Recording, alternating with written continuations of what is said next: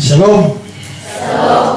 Baik, saudara-saudara sekalian, hari ini seperti yang sudah dibilang, kita akan belajar satu tema, dan tema ini adalah keunikan agama Kristen. Silakan nanti semua ayat yang saya pakai bisa langsung lihat di slide. Keunikan agama Kristen, dan sebenarnya tema keunikan agama Kristen ini adalah satu bagian dari pembahasan saya yang lebih luas ketika saya membahas paham pluralisme agama, pluralisme, inklusivisme, dan eksklusivisme. Pluralisme agama itu mengatakan bahwa semua agama bisa menyelamatkan. Jadi orang Islam juga bisa selamat asal dia menjadi Islam yang taat. Orang Buddha bisa selamat asal jadi Buddha yang taat. Hindu, bahkan orang Melapu juga bisa selamat asal dia taat dalam kemerapuannya. Nah, kira-kira begitu. Itu paham pluralisme. Karena itu maka paham pluralisme itu menolak Yesus Kristus sebagai satu-satunya jalan ke surga. Itu tidak diakui. Kalau kita bicara Yohanes pasal 14 ayat 6, akulah jalan kebenaran dan hidup, tidak seorang pun sampai pada Bapa kalau tidak melalui aku.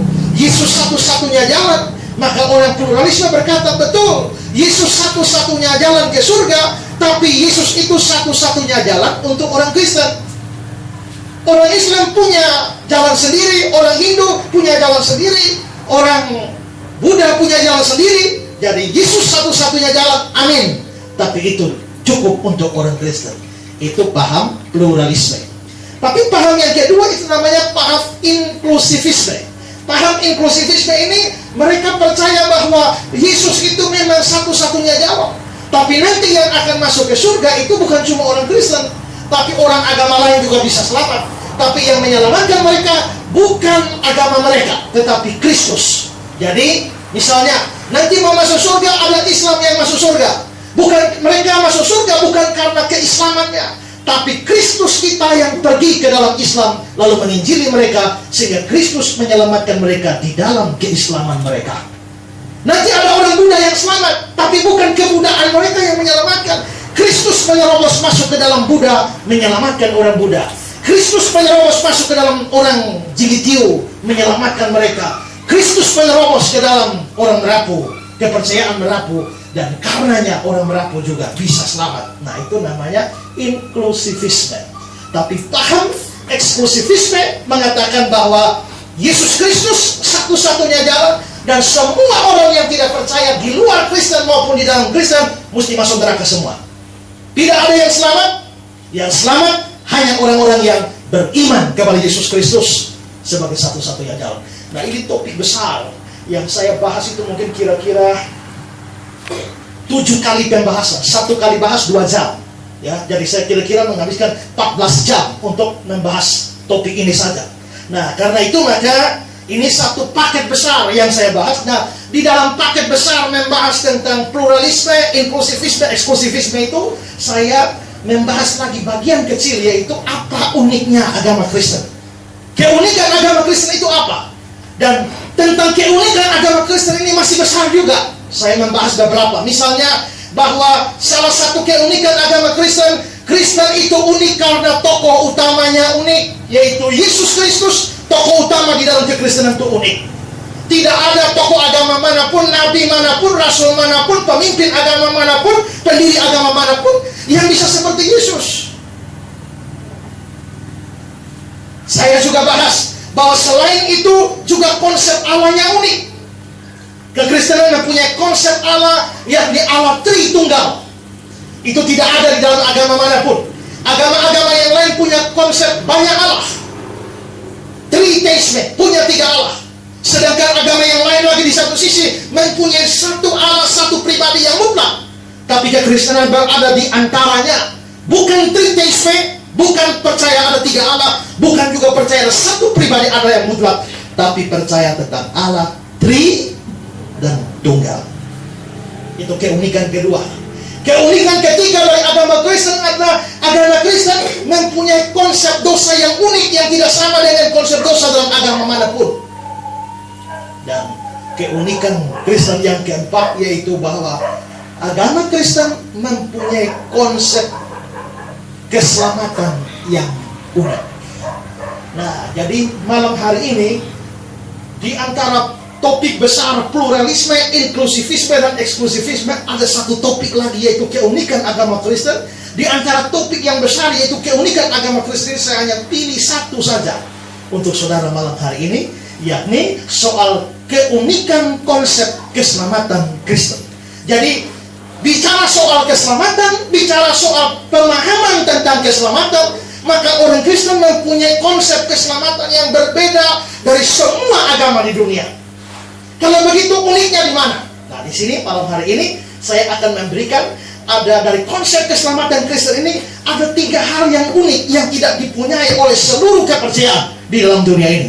Saya mulai dengan yang pertama. Yang pertama adalah kekristenan mempunyai prinsip Allah mencari manusia. Kristen mempunyai prinsip Allah mencari manusia. Prinsip ini unik karena tidak ada agama manapun atau kepercayaan manapun yang mengajarkan demikian. Semua agama atau semua kepercayaan berdiri di atas prinsip bahwa manusialah yang berusaha mencari Allah. Saya memberikan kutipan dari Thomas Arnold. Dia mengatakan begini: perbedaan antara kekristenan dan semua sistem agama lain sebagian besar terletak di sini, yaitu bahwa dalam agama-agama lain manusia didapati mencari Allah, sedangkan kekristenan adalah Allah mencari manusia. Jadi seluruh agama manusia usaha cari Allah, tapi kekristenan mengatakan bukan manusia cari Allah, bukan dari bawah ke atas, tapi Allah mencari manusia. Allah dari atas dan datang mencari manusia. Saudara, mengapa sampai Kristen mempunyai konsep yang demikian? Ini ada kaitan dengan dosa, ya. Ini ada kaitan dengan dosa karena pada dasarnya dosa itu adalah penyimpangan manusia dari Allah, sehingga manusia berdosa itu dianggap tersesat. Manusia berdosa itu dianggap terhilang dari Allah, tersesat dari Allah, terhilang dari Allah. Coba kita lihat beberapa ayat ini. Yesaya 53 ayat 6 berkata, kita sekalian sesat seperti domba. Lalu Mazmur 119 ayat 176, aku sesat seperti domba yang hilang. 1 Petrus 2 ayat 25, sebab dahulu kamu sesat seperti domba. Jadi karena kita orang berdosa ini, kita ini hilang, kita ini yang sesat, kita yang hilang. Sekarang saudara pikirkan mana masuk akal. Apakah yang hilang? Ya, apakah yang terhilang yang mencari yang kehilangan, atau yang kehilangan yang mencari yang terhilang? Kalau saudara kehilangan HP, apakah HP yang cari saudara, atau saudara yang cari HP? Yang masuk akal yang mana? Ya, yang masuk akal adalah saudara yang cari HP, bukan HP cari saudara. HP ini yang hilang, saudara yang kehilangan. Yang kehilangan yang mesti mencari yang terhilang, bukan yang terhilang itu yang mencari yang kehilangan. Karena itu coba lihat lanjutan Mazmur 119 ayat 176 tadi, dikatakan begini, aku sesat seperti domba yang hilang, carilah hambamu ini, kata pemazmur. Lalu Matius 10 ayat 6 kita bandingkan dengan kata-kata Yesus kepada murid-muridnya, pergilah kepada domba-domba yang hilang dari umat Israel. Kalian pergi beritakan Injil, pergilah kepada domba-domba yang hilang. Jadi saudara-saudara, terlihat di sini bahwa manusia yang terhilang, manusia yang tersesat, maka di sini bukan manusia yang cari Allah, tapi Allah yang cari manusia. Saudara-saudara, dulu pada waktu saya kuliah, begitu saya bicara konsep semacam ini, ada satu dosen yang mengatakan pada saya begini, memang kalau HP kita kehilangan HP, memang kita yang cari HP, bukan HP yang cari kita. Tapi ingat, manusia bukan HP dan HP bukan manusia. HP tidak bisa cari pemiliknya, tapi manusia bisa cari pemiliknya. Betul ya? Karena manusia bukan HP. HP tidak punya otak, manusia punya otak. HP tidak punya perasaan, manusia punya perasaan. HP tidak punya kehendak, manusia punya kehendak. Memang masuk akal saudara. Tapi persoalannya adalah kitab suci mengajarkan bagaimana. Apakah kitab suci mengajarkan manusia cari Allah? Tidak sama sekali.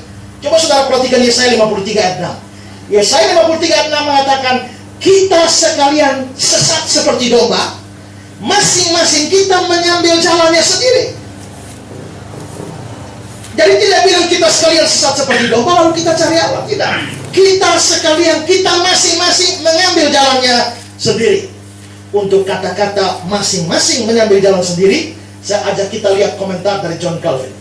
John Calvin mengatakan begini, kita sekalian atau kita semua sesat seperti domba, maka artinya adalah kita semua sesat dari jalan keselamatan dan berjalan di jalan kehancuran. Jadi kita semua yang berdosa, kita semua yang saat ini, kita tidak lagi jalan menuju Allah. Kita jalan menuju kehancuran, kita semua jalan menuju neraka, kita semua jalan menuju kebinasaan. Itu yang dikatakan oleh Nabi Yesaya. Dan di sini sudah terlihat manusia berdosa, biarpun dia bukan HP, biarpun dia punya pikiran, punya perasaan, punya kehendak, tapi manusia berdosa tidak bisa cari Allah. Kalau dia bisa jalan, dia hanya jalan menuju neraka. Kalau dia bisa jalan, dia jalan menuju kehancuran, menuju kebinasaan. Tidak kebetulan Alkitab menggambarkan bahwa Tuhan sebagai gembala dan kita ini domba. Saya pernah baca satu buku itu mengatakan bahwa domba itu binatang paling bodoh di dunia. Mengapa? Karena kalau dia jalan dengan rombongannya, terus dia terpisah. Begitu dia sudah terpisah, teman-temannya panggil dari sana. Begitu dia dengar ada suara dari sana, dia larinya ke sana. Jadi dia bukan lari mendekat gerombolannya, dia lari menjauh. Begitulah manusia berdosa. Kita tidak sedang berjalan menuju Allah. Semua orang berdosa jalan menuju kebinasaan. Karena itu Rasul Paulus mengatakan tidak ada orang cari Allah, tidak ada. Coba lihat Roma 3 ayat 11. Roma 3 ayat 11 mengatakan tidak ada seorang pun yang berakal budi, tidak ada seorang pun yang cari Allah. Tidak ada seorang pun cari Allah. Disinilah saudara-saudara, kekristenan mempunyai konsep yang terbalik dari semua agama. Kekristenan percaya bukan manusia berdosa yang cari Allah, tapi Allah yang cari manusia berdosa. Konsep ini itu sudah muncul sejak dari awal kejatuhan manusia, ketika manusia jatuh dalam dosa di Taman Eden. Coba kita lihat Kejadian 3 ayat 8 dan 9. Ketika mereka, Adam dan Hawa, mendengar bunyi langkah Tuhan Allah yang berjalan-jalan dalam taman pada waktu hari sejuk, bersembunyilah manusia dan istrinya itu terhadap Tuhan Allah. Jadi begitu mereka berdosa, mereka tidak jalan menuju Allah, tidak, tapi malah lari dari Allah, bersembunyi dari Allah. Ayat 9. Tetapi Tuhan Allah memanggil manusia itu dan berfirman, di manakah engkau? Berarti Allah bilang, di manakah engkau? Allah yang cari manusia berdosa, bukan manusia Adam dan Hawa yang cari di mana Allah. Kita bandingkan dengan Yesaya 34 ayat 16, dikatakan, yang hilang akan kucari, yang tersesat akan kubawa pulang. Jadi lagi-lagi Allah yang cari manusia, dan itu dilakukan dengan cara apa? Itu dilakukan melalui Yesus Kristus yang datang ke dalam dunia. Karena itu Yesus Kristus mengatakan di dalam Lukas 19 ayat 10, sebab anak manusia datang untuk mencari dan menyelamatkan yang hilang. Jadi anak manusia datang mencari, menyelamatkan yang hilang. Yesus Kristus adalah Allah. Kalau Yesus adalah Allah, dia datang, dia cari untuk menyelamatkan yang hilang. Artinya Allah lah yang mencari manusia, bukan manusia yang cari Allah. Jadi disinilah konsep Kristen terbaik dengan seluruh konsep yang ada di dalam agama manapun. Jadi bukan manusia cari Allah. Tapi kalau kita mengatakan bukan manusia cari Allah, muncul pertanyaan, bukankah di Alkitab juga ada ayat-ayat yang mengatakan bahwa kita mesti cari Allah? Contoh, Yesaya 55 ayat 6. Carilah Tuhan selama ia berkenan ditemui. Atau Mazmur 105 ayat 4. Carilah Tuhan dan kekuatannya. Dan masih banyak ayat lagi. Apakah ini bertentangan? Tidak, saudara-saudara. Ayat-ayat ini menyuruh manusia cari Allah, tidak berarti manusia bisa cari Allah. Tidak. Manusia mungkin bisa ikut agama tertentu, bisa mencari keselamatan, bisa mencari berkat dari Allah, mencari keuntungan dari Allah, tapi cari Allahnya sendiri tidak. Tapi kalau ada manusia sungguh-sungguh bisa cari Allah, bukan karena dia sanggup cari Allah, tapi Allah telah terlebih dahulu bekerja di dalam dia, baru dia bisa cari Allah. Di sini perhatikan satu komentar dari William Barclay. Saya kasih komentar dari Barclay, perhatikan di slide. Barclay mengatakan begini, jauh pada abad 12, Santo Bernardus sering mengatakan pada para biarawannya, sepagi apapun kalian bangun dan menaikkan doa di kapel, pada pagi hari yang dingin, di pertengahan musim dingin, atau bahkan di tengah malam buta, kalian akan selalu menjumpai Allah sudah bangun Allah sudah bangun sebelum kalian. Dia menantikan kalian. Ya, dialah yang telah membangunkan kalian untuk mencari wajahnya. Jadi saudara, kalau ada manusia cari Allah, kalau sampai saudara bisa cari Allah, bukan karena saudara sanggup cari Allah, Allah sudah cari saudara lebih dulu. Dia sudah bekerja di dalam saudara lebih dulu, dia sudah menemukan saudara lebih dulu, baru dia bekerja menolong sehingga saudara timbul kerinduan cari dia. Kalau tidak, dia bisa. Ada seorang mengatakan satu kalimat pendek demikian, sekarang telah kutemukan dia yang menemukanku. Berarti siapa menemukan siapa lebih dulu? Bukan aku menemukan Allah lebih dulu, Allah menemukanku lebih dulu. Gara-gara Allah menemukanku lebih dulu, maka sekarang aku bisa menemukan dia. Sekarang telah kutemukan dia yang menemukanku. Kita bersyukur saudara, bukan kita yang cari Allah. Karena kalau kita yang cari Allah, belum tentu, bahkan pasti tidak akan ketemu Allah. Tapi kalau Allah yang cari kita, dia pasti menemukan kita. Ya, saya mau kasih kutipan yang saya ambil dari buku saya sendiri. Kutipan ini berbunyi demikian. Ya, semua agama mengajarkan bahwa manusia harus mencari Allah, dan sebetulnya ini tidak masuk akal. Jika dikatakan manusia mencari Allah, itu seolah-olah menunjukkan Allah lah yang hilang, dan karenanya manusia berusaha menemukan dia. Tetapi faktanya adalah manusia lah yang terhilang, dan Allah lah yang mencari. Juga kalau manusia mencari Allah, bagaimana ia bisa menemukannya? Mustahil. Tapi kalau Allah yang mencari manusia, mustahil dia tidak menemukannya. Saudara-saudara, agama-agama lain berpikir mereka sedang cari Allah, padahal mereka berjalan menuju kebinasaan. Semua agama, semua kepercayaan, mereka sementara berjalan menuju kebinasaan, menuju kehancuran. Tapi kita bersyukur, orang Kristen bersyukur. Karena apa? Karena Allah yang mencari kita, baru kita mencari dia. Ini hal pertama yang unik dalam kekristenan, sehingga ini tidak ada di dalam kepercayaan manapun. Saudara bersyukur kalau saudara bisa ada di dalam iman Kristen, di mana Allah yang mencari dan menemukan saudara. Ini yang pertama. Konsep keselamatan yang unik di dalam kekristenan, pertama adalah ada prinsip Allah cari manusia. Sekarang yang kedua. Yang kedua adalah kekristenan mempunyai konsep penebusan dosa. Ada konsep penebusan dosa. Ini uniknya yang kedua. Kekristenan percaya manusia berdosa, manusia harus binasa dalam neraka, tapi Allah di dalam Kristus Yesus datang, mati, menebus dosa kita, dan kita yang ditebus dosanya, kita akhirnya beroleh keselamatan. Ya, nah, itu konsep penebusan dosa tidak ada di dalam kepercayaan yang lain. Saudara boleh cari di dalam Islam, Hindu, Buddha, agama apa saja di dunia ini, tidak ada satu konsep agama pun, tidak ada agama manapun yang punya konsep bahwa dosa bisa ditebus. Itu tidak ada. Hanya ada satu-satunya di dalam kekristenan, dosa bisa ditebus. Nah, mengapa sampai Kristen punya konsep seperti ini? Begini saudara ya, para teolog Kristen mengatakan bahwa di hadapan fakta dosa manusia, terjadilah semacam ketegangan di dalam sifat Allah.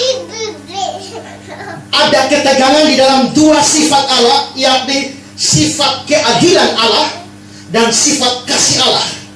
Allah itu adil, Allah itu kasih. Keadilan Allah menuntut yang bersalah mesti dihukum, tapi kasih Allah menuntut yang bersalah untuk dibebaskan atau diampuni. Jikalau ada orang berdosa dan Allah tidak menghukumnya, Allah tidak adil. Tapi kalau begitu ada orang berdosa, Allah langsung melemparkan dia sisi satu ada keadilan yang mesti ditegakkan, tapi di sisi yang lain ada kasih yang mesti ditegakkan. Bahwa Allah itu adil dan menghukum dosa, itu terlihat dari misalnya ayat 10 ayat 14. Dalam ayat 10 ayat 14 dikatakan begini, kalau aku berbuat dosa, maka engkau akan mengawasi aku, dan engkau tidak akan membebaskan aku daripada kesalahanku. Saudara buat dosa, Tuhan tidak akan bebaskan saudara. Dosa besar atau dosa kecil, saudara tidak akan bebas. Jangan pikir, kalau saya membunuh orang, maka Allah akan mengejar dan menghukum aku. Tapi kalau aku curi kue, Tuhan akan memakluminya. Ada anak kecil, mamanya bikin kue, taruh di piring 10, taruh di lemari. Mamanya salah mata, mamanya pergi, kue tinggal 8. Mamanya tahu, tidak ada orang lain di rumah selain anaknya bungsu, namanya Adi. Lalu mama ini tahu Adi yang ambil, tapi dia mau mengajar Adi supaya ngerti. Lalu dia panggil sini, Dek, sini Adek. Adek percaya Tuhan Allah ada, percaya mama. Adek percaya bahwa Tuhan Allah itu hadir di mana-mana, percaya mama. Adek percaya bahwa Tuhan Allah itu lihat semua, percaya mama. Adek percaya bahwa Tuhan Allah juga ada di ruang makan, percaya mama. Waktu tadi kira-kira adek percaya tidak, waktu adek buka lemari makan, waktu adek buka lemari Tuhan Allah lihat, percaya mama, Tuhan Allah lihat. Nah, waktu adek ambil kue mama, adek percaya Tuhan Allah lihat, percaya mama. Nah, kira-kira waktu adek ambil kue mama tadi itu, Tuhan Allah bilang apa? Dia bilang begini, mama, tadi waktu adek ambil kue satu, Tuhan Allah bilang begini, di sini hanya kita dua, ambil kue dua. Saya begitu, tidak bisa. Memangnya kalau dalam urusan membunuh berzina Allah adil, sedangkan urusan curi kue yang kecil Allah tidak adil? Tidak. Ayat ini mengatakan, engkau tidak akan membebaskan aku dari kesalahan. Dosa besar, dosa kecil, Tuhan akan hukum. Kalau Tuhan tidak hukum, satu dosa dia tidak adil. Keadilan Allah menuntut dosa kecil bagaimanapun juga mesti dihukum. Dosa satu dihukum, dosa 1 juta dihukum, satu saja tidak lolos. Sekarang lihat Nahum 1 ayat 3. Nahum 1 ayat 3, Tuhan itu panjang sabar. Enak ya? Panjang sabar. Panjang sabar itu dalam bahasa Inggrisnya long suffering. Long itu panjang, suffering itu menderita. Jadi menderita dengan panjang. Saudara, kalau sabar itu menderita ya? Aduh, sabar. Sabar itu menderita. Ya, Tuhan itu kadang-kadang saya rasa, coba kalau orang berdosa Tuhan kira sabar yang nangis selesai. Tapi ternyata Tuhan ini panjang sabar. Tuhan itu panjang sabar, besar kuasanya. Tuhan maha kuasa. Tapi perhatikan kalimat yang saya garis bawahi ini, dia tidak sekali-kali membebaskan dari hukuman orang yang bersalah. Jadi biarpun dia maha kasih, biarpun dia maha kuasa, dia tidak akan membebaskan orang bersalah. Yang salah pasti akan dihukum. Itu keadilan. Jadi saudara, kalau saudara orang berdosa, saudara tidak akan lolos dari Tuhan Allah. Keadilan Allah menuntut saudara harus dihukum. Kalau dia tidak hukum saudara, dia tidak adil. Maka di hadapan orang-orang berdosa, Allah mesti memberikan hukuman kepada mereka. Tapi di sisi lain, Allah juga punya sifat kasih. Sifat kasih ini menuntut orang berdosa itu disayang, diampuni, dibebaskan dari hukumannya. Coba lihat Mazmur 103 ayat 8 dan 9. Tuhan adalah penyayang dan pengasih, panjang sabar dan berlimpah kasih setia. Tidak selalu dia menuntut, dan tidak untuk selama-lamanya yang menendam. Tidak dilakukannya kepada kita setimpal dengan dosa kita, dan tidak dibalasnya kepada kita setimpal dengan kesalahan kita. Berarti kasih Allah itu mau membebaskan kita. Kasih Allah itu mau menyelamatkan kita. Kasih Allah itu tidak akan menghukum kita. Tetapi di sisi lain keadilannya menuntut hukuman. Berarti di sini ada ketegangan tarik menarik antara keadilan Allah, kasih Allah. Saudara-saudara, ini penting untuk ditekankan. Ada banyak orang Kristen maupun non-Kristen berpikir, kalau Tuhan Allah mau selamatkan manusia, selamatkan saja sekalian. Inilah yang ada di dalam agama lain.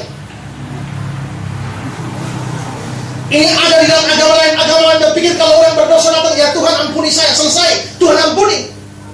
Kalau Tuhan hanya ampuni, di mana keadilannya? Semua agama percaya, kalau kamu berdosa, tunduklah, minta ampun, dan selesai. Tapi saudara, kalau kekristenan tidak mengenal begitu. Karena kalau kita berdosa, Tuhan ampuni saya, Tuhan ampuni, terus keadilannya di mana kalau dia tidak hukum dosa? Ya. Karena itu maka dosa tidak bisa lewat tanpa dihukum. Saya berikan kutipan dari seorang namanya Adit Fernando. Dia berkata begini, jika Allah langsung mengumumkan pengampunan, maka pengampunan itu dijadikan murahan. Dosa kita terlalu serius untuk ditanggapi seperti itu.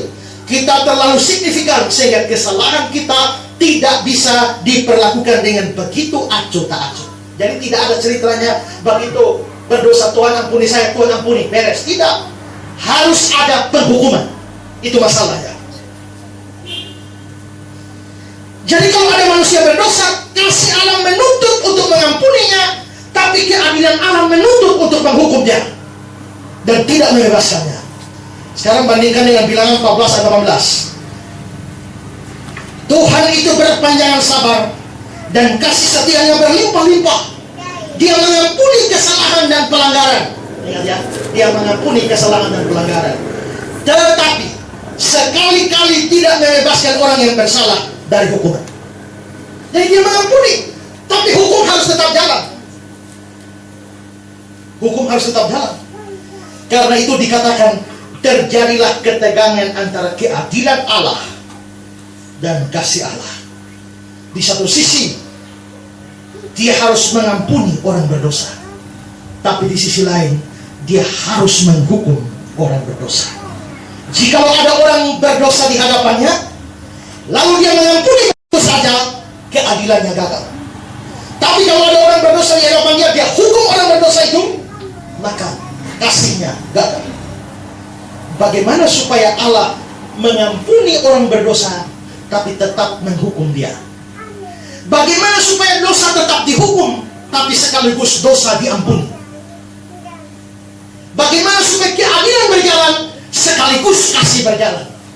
Nah, disinilah persoalannya. Saya mau berikan contoh. Kami sih tolong Bang di sini. Contoh saya adalah Tuhan Allah, dan ini orang berdosa. Maka kalau saya Allah yang adil, ini contoh, saya mesti mencambuk dia 100 kali. Kalau saya tidak mencambuk dia 100 kali, saya tidak adil. Tapi saya juga mengasihi dia dan saya mau dia tidak kena cambuk. Bagaimana saya tetap mencambuk tapi dia tidak dicambuk? Saya harus cambuk 100 kali, tapi dia harus tidak kena cambuk. Bagaimana?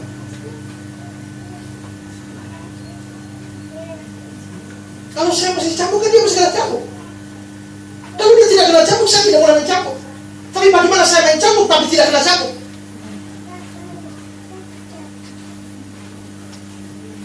Di sini ketegangannya.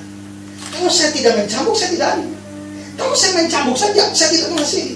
Terus bagaimana? Caranya adalah kita butuh satu orang pengganti. Saya tetap cambuk 100 kali. Siapa mau ganti? Siapa mau ganti? Contohnya, Anda datang mengganti. Mari, ganti di sini. Berdiri di sini. Ya, dia menjadi penggantinya. Kamu pulang.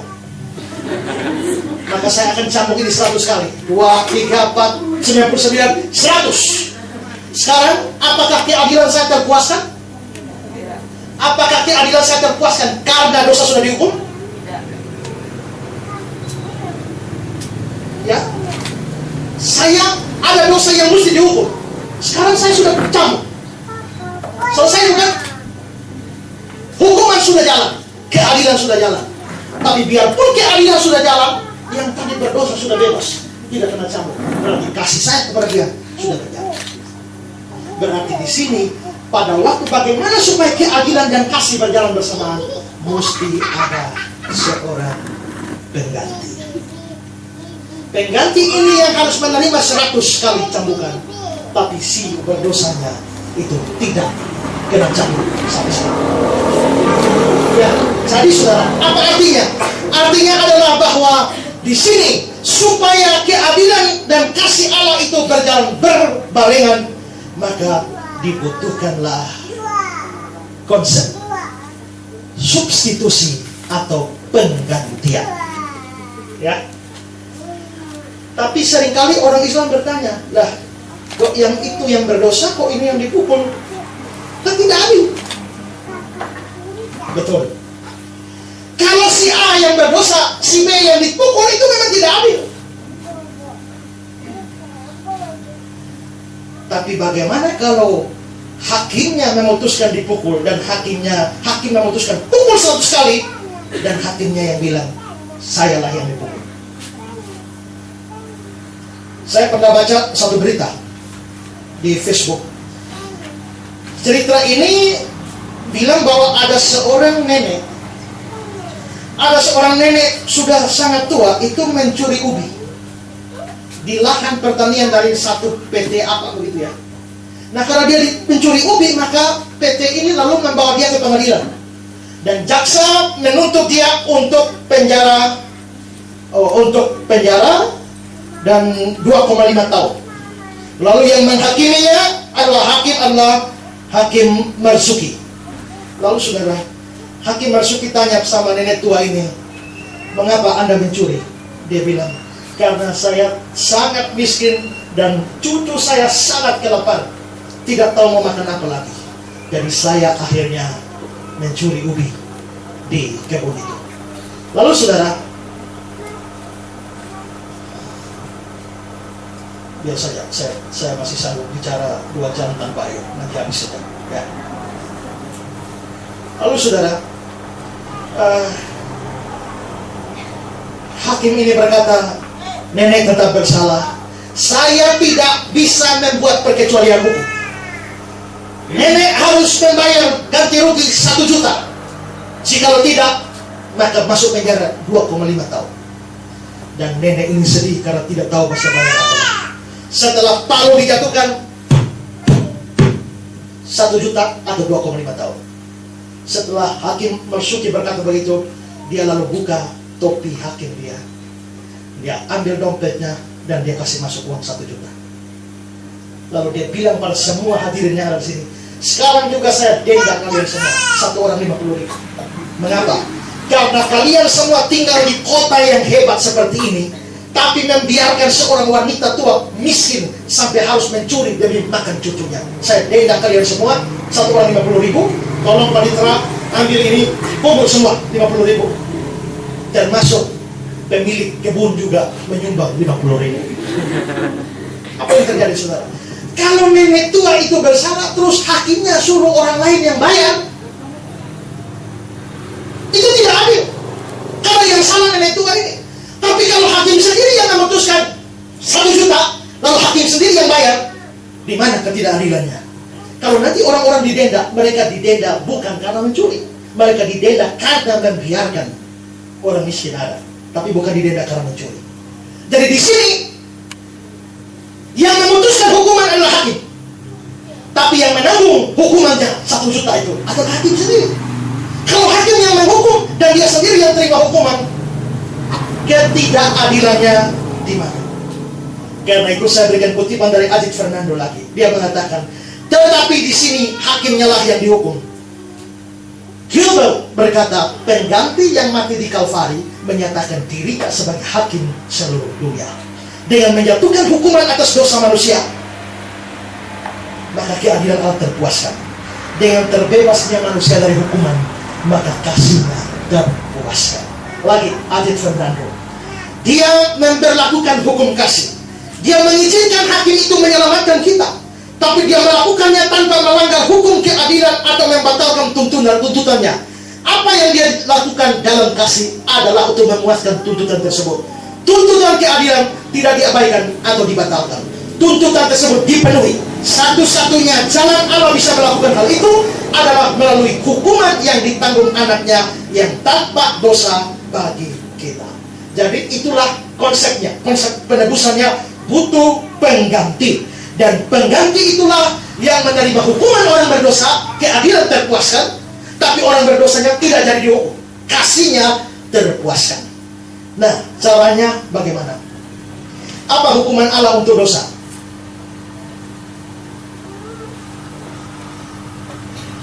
Waktu Adam dan Hawa dikasih firman, jangan makan buah ini ya. Pada waktu kamu makannya, kamu mati. Roma 6:23, upah dosa adalah maut, mati. Berarti yang mau ganti orang berdosa mesti mati. Ya. Kalau Allah mau menanggung dosa manusia, kalau dia tetap tinggal di surga, bagaimana bisa mati? Supaya bisa mati, dia mesti jadi manusia dulu. Karena itulah maka inkarnasi Allah yang kita peringati di dalam Natal, Allah menjadi manusia yang diberi nama Yesus Kristus. Jadi mengapa Yesus mesti datang?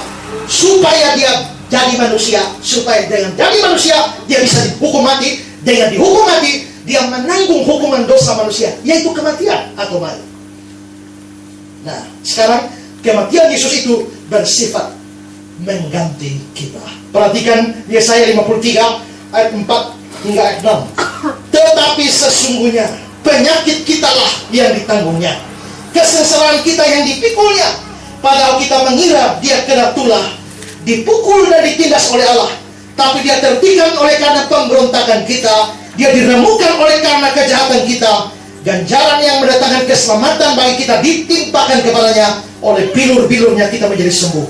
Kita sekalian sesat seperti domba, masing-masing kita mengambil jalan sendiri, tapi Tuhan telah menimpakan kepadanya kejahatan kita sekalian. Inilah konsep penggantian. Hukuman kita ditanggung oleh Yesus Kristus. Karena Yesus Kristus adalah Allah sendiri, dosa kita dibayar oleh Dia yang menuntut pembayaran itu. Karena itu dengan tepat Yesus disebut sebagai juru selamat atau penebus dosa manusia. Jadi inilah konsepnya. Konsep ini begitu agung, hanya bisa keluar dari hikmat Allah yang luar biasa. Karenanya saudara memikirkan ini, William Donn menulis suatu lagu, terpujilah Allah, hikmatnya besar, begitu kasih untuk dunia cerah. Pujilah, pujilah, buatlah dunia. Kenapa dia terpujilah Allah, hikmatnya besar? Karena memikirkan antara menyelesaikan soal keadilan dan kasih ini butuh hikmat Allah yang besar. Dan ini tidak ada dalam Islam, tidak ada dalam Hindu, tidak ada dalam Buddha, tidak ada dalam agama manapun juga selain dalam Kekristenan. Karena itu, yang punya konsep keselamatan, yang punya konsep penebusan dosa, hanya Kekristenan. Agama lain tidak punya konsep demikian. Mereka tidak mau menerima adanya juru selamat, adanya penebus dosa yang disediakan Allah. Mereka sendirilah yang harus memikul dosanya. Saya pernah berdialog dengan seorang di Facebook, lalu orang itu mengatakan begini, ya, dia bilang, kalau untuk keselamatan atau untuk menebus dosa kita mesti bergantung kepada orang lain, yaitu Yesus Kristus. Menurut saya itu adalah sikap tidak bertanggung jawab. Lalu orang ini menulis begini, saya yang berdosa, maka sayalah yang harus bertanggung jawab.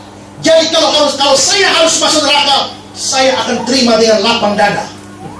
Saya tidak akan mengeluh, saya tidak akan protes, karena saya memang harus bertanggung jawab atas dosa saya. Itu sikap yang dewasa dan lebih terhormat daripada merengek-rengek minta ditebus oleh Yesus. Jadi dia bilang bahwa dia yang berdosa, dia siap bertanggung jawab. Jadi kalau masuk neraka pun dia tidak akan mengeluh, dia akan terima hukuman di neraka dengan lapang dada. Saudara, menurut saya itu bukan bertanggung jawab, itu sombong. Karena dia belum pernah masuk neraka. Ya, belum pernah masuk neraka. Ya, Yesus saja Saudara lihat Yesus doa di Getsemani sampai keringat seperti darah. Itu kenapa? Apakah Yesus takut mati? Alkitab yang dia berdoa sambil ketakutan. Apakah Yesus takut mati? Tidak. Dia takut terhadap murka Allah yang sebentar lagi dia terima. Makanya dia berdoa, ya Bapa, jikalau sekiranya cawan ini lalu. Cawan apa? Cawan murka Allah. Tapi dia bilang, kalau itu jangan kehendak-ku. Tapi Yesus sampai takut. Ada penafsir mengatakan, mungkin saat itu Yesus sudah melihat gelombang tsunami murka Allah yang sedang sebentar lagi menghantamnya. Yesus saja begitu ketakutan terhadap murka Allah. Siapakah kau yang mau lapang dada? Kau lapang dada, dadamu tidak akan lapang, akan bolong. Ya, jangan main-main di neraka. Ada orang bilang, Pak Pendeta tidak usah khawatir, sekarang neraka, zaman modern neraka sudah ada AC. Yang lain bilang kalau bikin dosa itu jangan dosa sedikit-sedikit. Kenapa? Kalau kita berdosa sedikit, Tuhan pegang di batang leher, bukan masuk neraka. Bikin dosa banyak sekalian. Supaya apa? Tuhan Allah gigi asam, pegang batang leher, lempar sekuat-kuatnya, pas sampai neraka, lari lewat masuk surga. Neraka tempat penghukuman, bukan komunitas hidup bersama, bukan. Ada banyak cerita tentang neraka menggambarkan seolah-olah di neraka itu adalah masyarakat yang hidup seperti di dunia ini. Saya pernah dengar cerita ada orang menceritakan Hitler, pemimpin Nazi yang ganas, kejam dari Jerman itu. Dia masuk neraka, semua penduduk neraka hormat sama dia. Setiap kali dia lewat kamar tahanan yang satu, semua Hitler. Tapi yang mengherankan adalah ada satu kamar di sudut sana, semua orang hormat Hitler, tapi Hitler lewat itu, pemilik ruangan itu tidak pernah hormat Hitler. Hitler heran, siapa nih semua orang hormat saya? Oh, dia saja tidak. Lalu Hitler datang, siapakah kau? Yang di dalam bilang, kenapa? Semua orang di sini hormat saya. Kau tahu saya Hitler, pemimpin Nazi dari Jerman, bunuh orang Yahudi 6 juta orang. Siapakah kau? Kau tidak hormat saya. Lalu yang dalam bilang begini, saya Yudas Iskariot. Kau jangan macam-macam. Yesus saja saya jual, apalagi kau.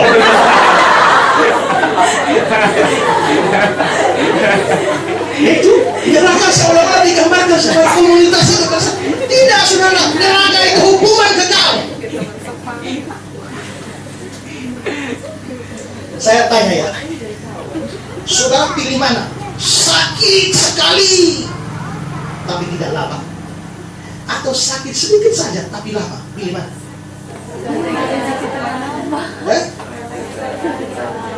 Sakit sekali tapi cepat, tidak terlalu sakit tapi lama. Pilih mana?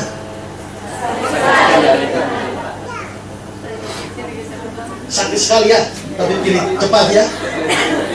Tapi saudara, orang sakit itu agak ada penghiburan kalau ada istirahat. Ya. Dulu saya ke Seleo, jatuh motor, tapi sakit. Lalu datanglah tukang urut. Lalu dia urut sakit, saya bilang, Mama, tolong kalau saya bilang stop, tolong dulu saya istirahat. Dia ulik kaki saya sampai, Mama stop. Dia tidak stop, dia hantar terus. Karena saya tenang dia saya bilang stop. Saya bilang stop. Ini sambung, ya kan? Biarpun sakitnya sedikit, tapi kalau ada istirahat lumayan. Tapi saudara dengar baik-baik, masuk neraka itu sakitnya luar biasa dan tidak pernah stop. Kalau tadi sakit sekali tapi pendek, dibanding dengan sakit sedikit tapi panjang, pilih mana? Tapi neraka sakit sekali tapi panjang, non stop.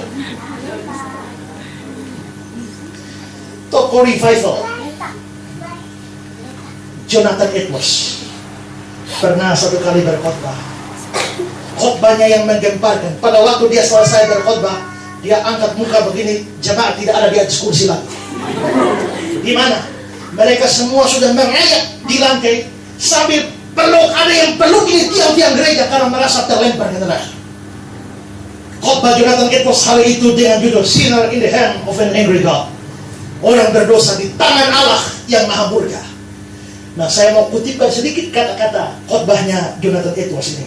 Dia bilang begini, ini kalau kamu sudah masuk neraka, ini adalah murka yang kekal, adalah sesuatu yang menakutkan dan mengerikan untuk menderita kehebatan dan murka Allah yang maha kuasa ini untuk satu saat saja. Maksudnya kalau kau menderita murka Allah sedikit saja itu sudah ngeri, tetapi kamu harus menderitanya sampai kekal.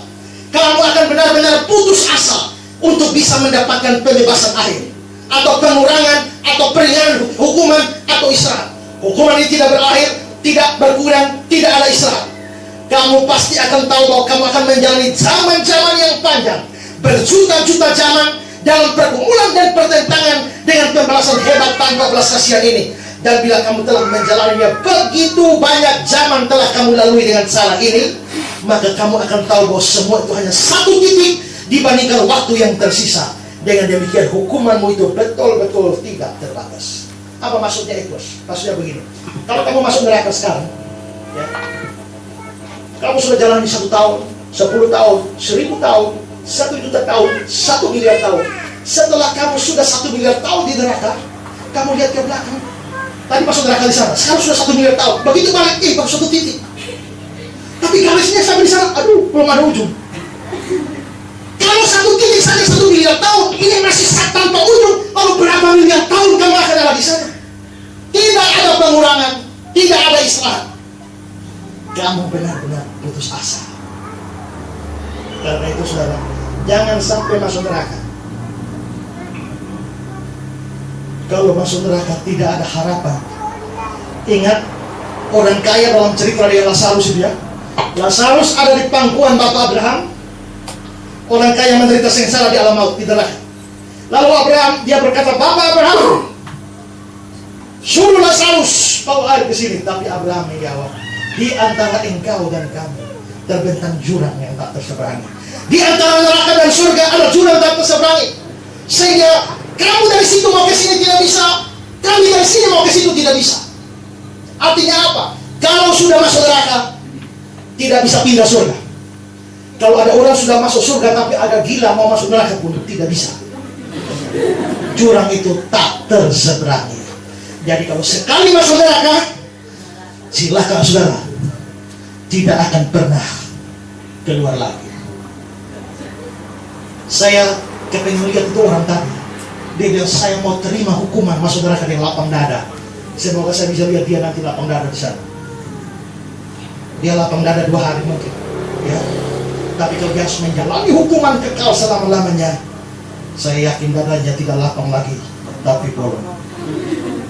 Karena itu saudara, di sini Kristen mempunyai konsep penebusan dosa. Karena Yesus sudah memikul seluruh dosa kita, sama seperti ilustrasi saya tadi. Saya mesti cambuk 100 kali, dia mestinya dicambuk, tapi ada penggantinya, yaitu ini.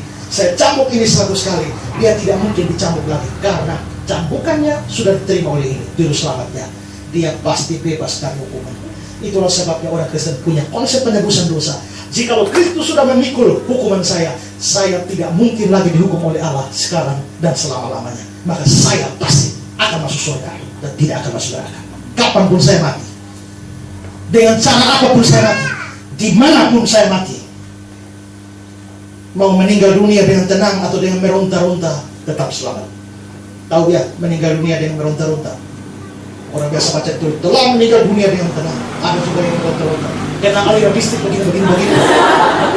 Ya, itu namanya telah meninggal dunia dengan meronta-ronta, tapi tetap selamat. Karena hukumannya sudah dibayar oleh Kristus. Ini kedua. Sekarang ketiga yang terakhir.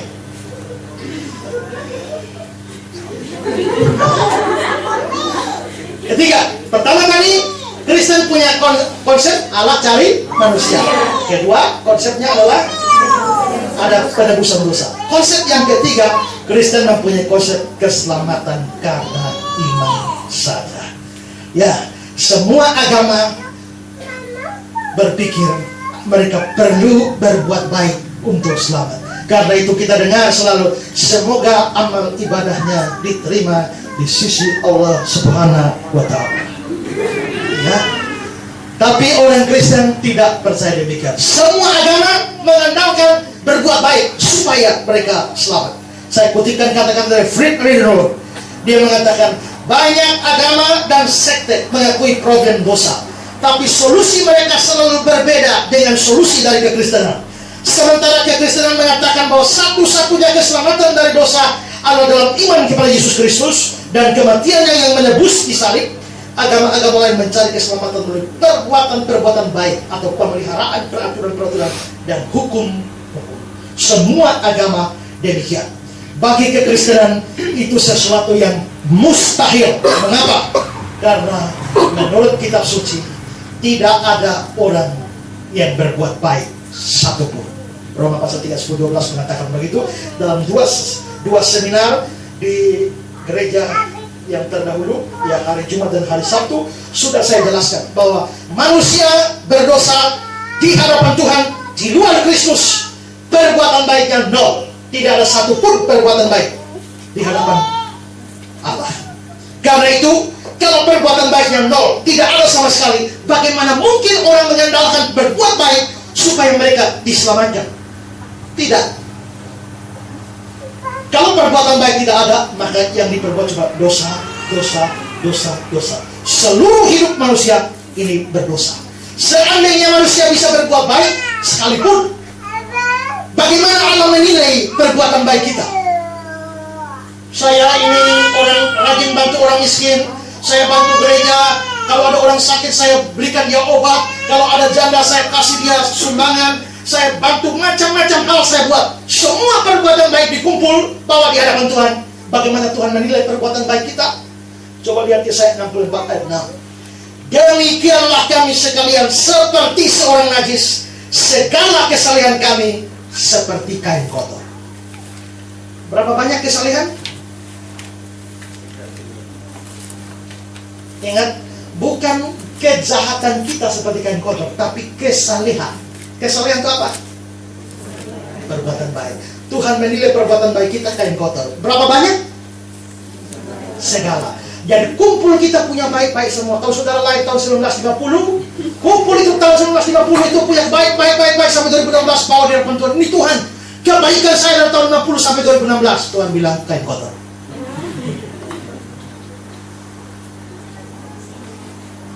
Nah, tapi saudara, ini kain kotor, ini kain apa sebenarnya ya? Saya kasih terjemahan Alkitab bahasa Inggris dari terjemahan God's Word. Dia katakan, di situ diterjemahkan kain kotor itu seperti kain yang bernoda secara tetap. Jadi dosa kita itu, kesalehan kita, kebaikan kita itu di hadapan Tuhan seperti kain yang bernoda secara tetap. Memangnya kain bernoda secara tetap itu apa? Saya kasih terjemahan Alkitab yang lain dari bahasa Inggris DRB.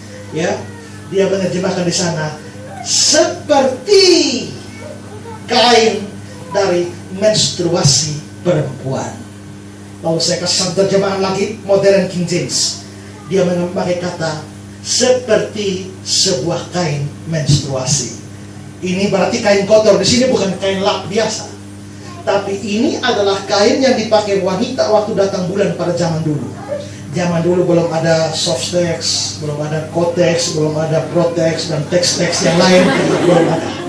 Maka orang hanya pakai kain biasa saja, ya.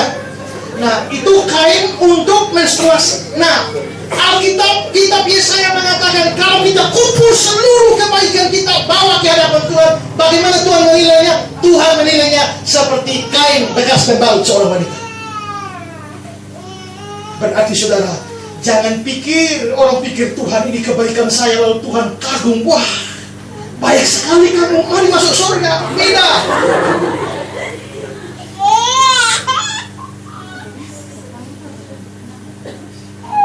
Saudara, kalau kebaikan kita saja Tuhan nilai seperti kain pembalut, terus kejahatan kita Tuhan nilai seperti apa?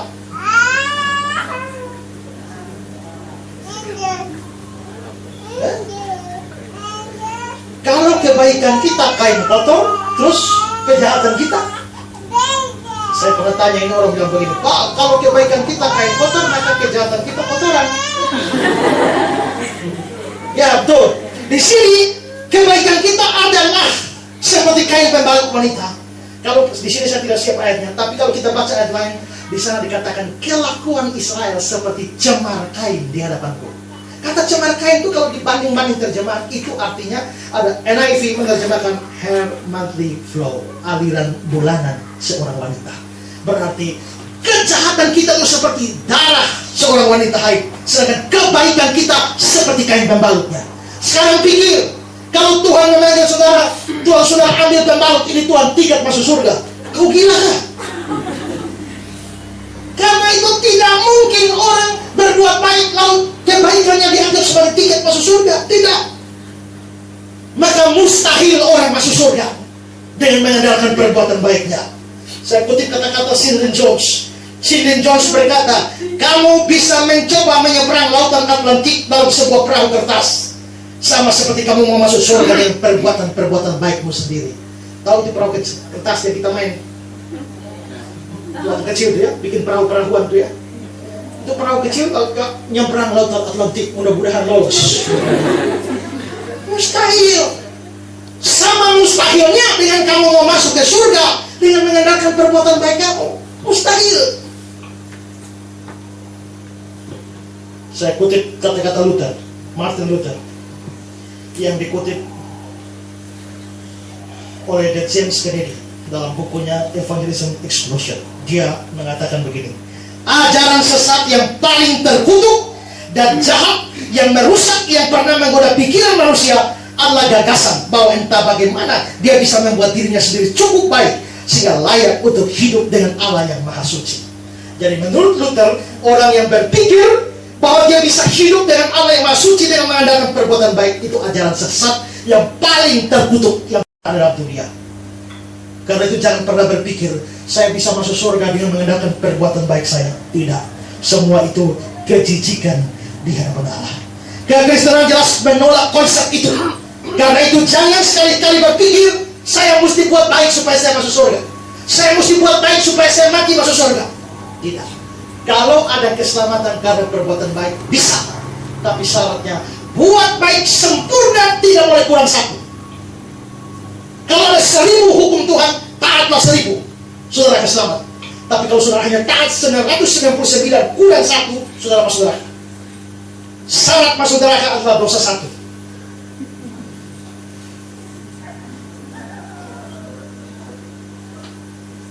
Saudara taat 1, 2, 3, 500, 600, 999 kurang 1, Tuhan anggap melanggar semua. Coba lihat ayat Yakobus 2, 10, 11. Sebab barang siapa menuruti seluruh hukum itu, taat seluruh ya, tetapi mengabaikan 1, kurang 1 saja, dia bersalah terhadap, lakukan semua, kurang 1, bersalah terhadap, bukan salah terhadap 1 itu, salah terhadap seluruh. Jadi kalau lakukan 199 minus 1, dianggap salah 1000. Ya. Sebab dia yang mengatakan jangan berzina, dia mengatakan juga jangan membunuh. Jadi jika kamu tidak berzina tapi membunuh, maka kamu akan menjadi pelanggar hukum juga. Jadi mau selamat karena perbuatan baik, boleh. Asal taat 1000 semuanya. Mulai dari Kejadian sampai Wahyu tidak boleh langgar 1. Begitu langgar 1, kau masuk neraka. Ya. Karena itu saudara, konsep selamat karena berbuat baik itu konsep yang asing di dalam kitab suci. Suatu konsep sesat dan terkutuk menurut Martin Luther. Karena itu ya, sekali lagi, jangan pernah berpikir saya buat baik supaya masuk surga, saya rajin gereja supaya mati masuk surga, nanti saudara masuk neraka. Saya mesti rajin pelayanan supaya mati masuk surga, justru saudara akan masuk neraka. Saya mesti ikut paduan suara vokal group supaya nanti mati masuk surga, saudara akan masuk neraka. Dan juga jangan mengajar orang lain, terutama orang tua. Jangan mengiming-imingi anak saudara dengan surga supaya dia taat saudara. Ya, anak-anak taat orang tua ya supaya mati masuk surga. Saudara telah mengajarkan ajaran sesat kepada anak saudara. Ya, anak-anak rajin sekolah ya. Kalau tidak rajin sekolah nanti masuk neraka. Jadi kalau rajin sekolah masuk surga. Saya agak curiga dengan satu lagu sekolah minggu.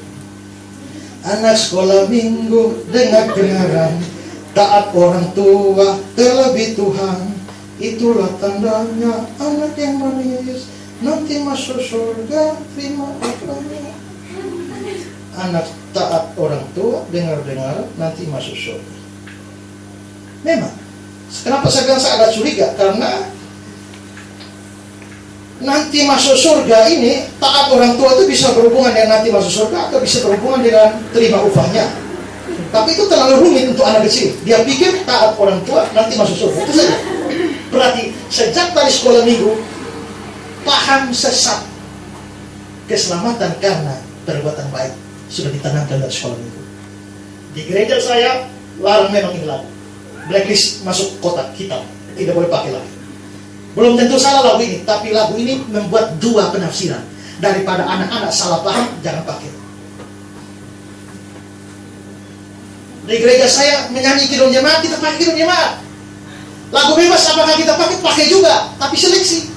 Tidak semua lagu bebas kita pakai. Karena banyak lagu bebas ini orang cipta enak, tapi tidak mengerti teologi yang baik. Dulu ada lagu Yesus, Engkau Roh Kudus yang turun ke bumi. Oh, ini enak. Salah, Yesus itu bukan Roh Kudus. Yang menciptakan lagu itu tidak mengerti doktrin Tritunggal. Oleh kuasa darahmu, Kau telah tebus dosaku. Harusnya? Betul atau tidak? Ku menjadi ciptaan yang baru oleh kuasa darahmu. Di sini orangnya tidak mengerti doktrin Roh Kudus. Mengapa? Karena dosa saya ditebus oleh darah Kristus, ya. Tapi saya menjadi ciptaan baru itu bukan karena darah Kristus. Saya jadi ciptaan baru pekerjaan Roh Kudus, bukan pekerjaan darah Kristus. Orang cipta lagunya tidak mengerti teologi. Karena itu biarpun di gereja saya menyanyi lagu bebas, tapi terus terang kalau saya lebih suka ini lagu-lagu tua. Karena orangnya cipta lagu itu bukan cuma ngerti teologi, musiknya mengerti. Saudara lihat lagu Natal ya. La la la la la la la la la. Saudara mau lihat ini lagu ini, nadanya mulai dari rendah ke tinggi atau tinggi ke rendah. La la la la la la la. Dari tinggi ke rendah bukan? Kenapa dari tinggi ke rendah? Karena ini lagu Natal. Bukankah Natal itu dia yang dari tempat tinggi sedang turun ke tempat rendah di bumi? Makanya notnya dari tinggi ke rendah. La la la la la la la. Begitu dia dari tempat tinggi turun ke rendah, orang dari tempat rendah ini merasa luar biasa. Kalau itu kita kembalikan ke tempat yang tinggi dari rendah ke tinggi. La la la la la la. Begitu Tuhan tahu dari bumi memuji dia, Tuhan kembali berikan berkat dari tempat yang tinggi ke rendah. Manusia yang dari tempat rendah, kembalikan lagu hormat ke tempat tinggi. Jadi lagu Joy to the Lord itu adalah dari tinggi ke rendah, rendah ke tinggi, tinggi ke rendah, tinggi ke rendah. Terus karena surga dan bumi itu berbalas-balasan kasih luar biasa. Udah ciptakan itu hebat. Sekarang ini anak muda saya lihat hanya hobi goyang-goyang, saya takut tidak mengerti. Saya pernah hadir di KKR Pemuda, mereka bilang mari kita menyanyi. Ole, ole, ole, ole, ole. Saya pikir, ini kan sepak bola. Tapi sepak bola. Ole, ole, ole. Tiba-tiba dia, ole darah anak.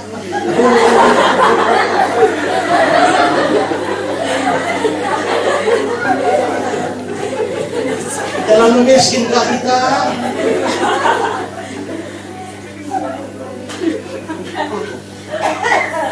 Jadi menyanyi juga pilih lagu yang sembarang. Kita mesti seleksi lagu karena lagu itu kita memuji Tuhan dengan cara yang luar biasa.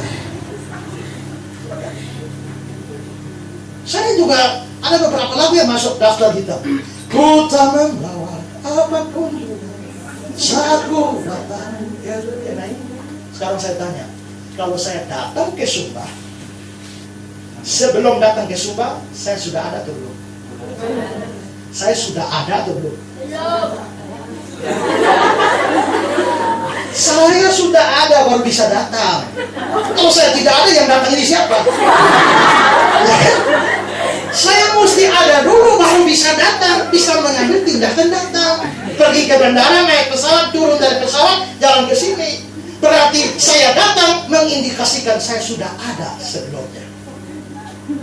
Tapi kalau saudara, aku datang ke dunia, saya tanya, sebelum di rahim ibu kau di mana?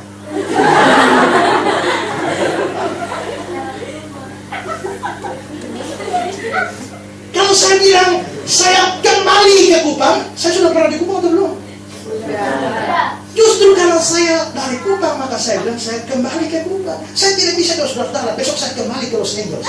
Di Los Angeles saja belum pernah lihat. Bagaimana bisa kembali ya kan? Tapi kalau saudara bilang, aku kembali ke surga, saya tanya, sejak kapan kau di surga? Tidak pernah. Jadi kata-kata aku datang dan aku pulang itu hanya boleh dilakukan oleh Yesus Kristus.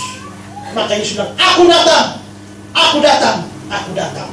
Mengindikasikan pra-eksistensi kehadiran dia sebelumnya. Dan dia kembali ke surga. Kita tidak pernah datang dari mana-mana dari surga, tidak pernah pulang dari surga. Ke surga saja belum. Ya, kalau begitu lagu itu secara teologis tidak tepat, tapi populer, ya kan? Nah, kita ngomong saya mana susah di sini, ya? Lagu anak sekolah minggu tadi ya. Jadi hati-hati supaya jangan berikan lagu yang sesat. Kekristenan mengajarkan setelah dosa kita ditebus, seperti saya jelaskan konsep kedua tadi, dosa dibayar, keselamatan hanya terjadi oleh iman saja kepada Kristus. Lihat Roma 3, 27-28. Jika demikian, apakah dasarnya untuk bermegah? Tidak ada. Berdasarkan apa? Berdasarkan perbuatan? Tidak. Melainkan berdasarkan iman. Karena kami yakin manusia dibenarkan karena iman, bukan karena dia melakukan hukum Taurat. Hukum Taurat itu apa? Firman Tuhan. Jadi saya diselamatkan bukan karena saya taat firman, bukan. Saya diselamatkan bukan karena saya jujur, saya rajin gereja, saya hormat orang tua, saya hidup dalam kekudusan, saya bantu orang, bukan. Itu ketaatan pada firman. Selamatnya bukan karena ketaatan pada firman, tapi karena iman. Itu bukan usaha kita, gratis. Efesus 2 ayat 8-9. Sebab karena kasih karunia kamu diselamatkan oleh iman. Itu bukan hasil usahamu, tapi pemberian Allah. Itu bukan hasil pekerjaanmu. Jangan ada orang memegahkan diri. Lalu Galatia 2 ayat 16. Kamu tahu, tidak seorang pun dibenarkan karena melakukan hukum Taurat, tapi hanya oleh karena iman dalam Kristus Yesus. Hanya iman saja, bukan karena perbuatan baik, bukan karena iman plus perbuatan baik. Hanya iman saja. Kok sederhana ya?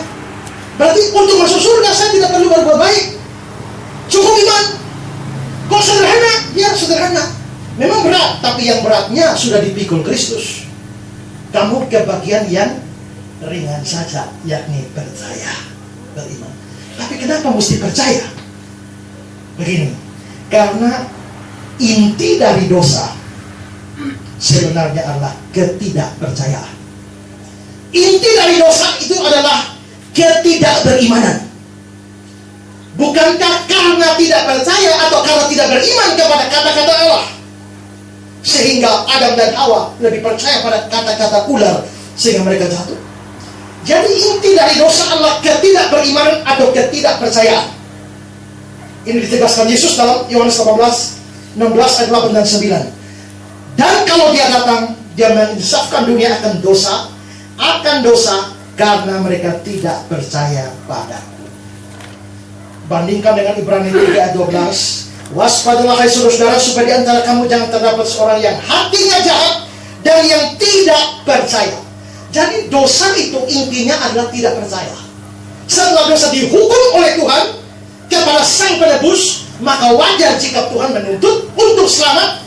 Tadi inti dosa adalah tidak percaya, sekarang untuk selamat percaya.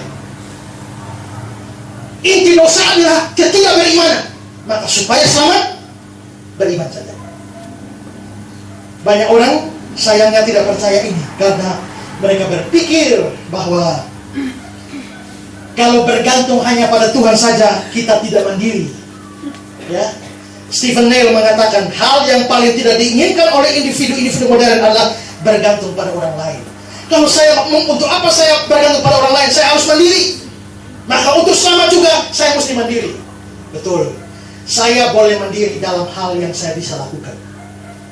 Tapi dalam hal yang saya tidak bisa lakukan adalah kebodohan kalau mau mandiri. Saya kasih contoh. Kalau saya bisa masak, saya tidak perlu bergantung pada orang lain supaya masak buat saya.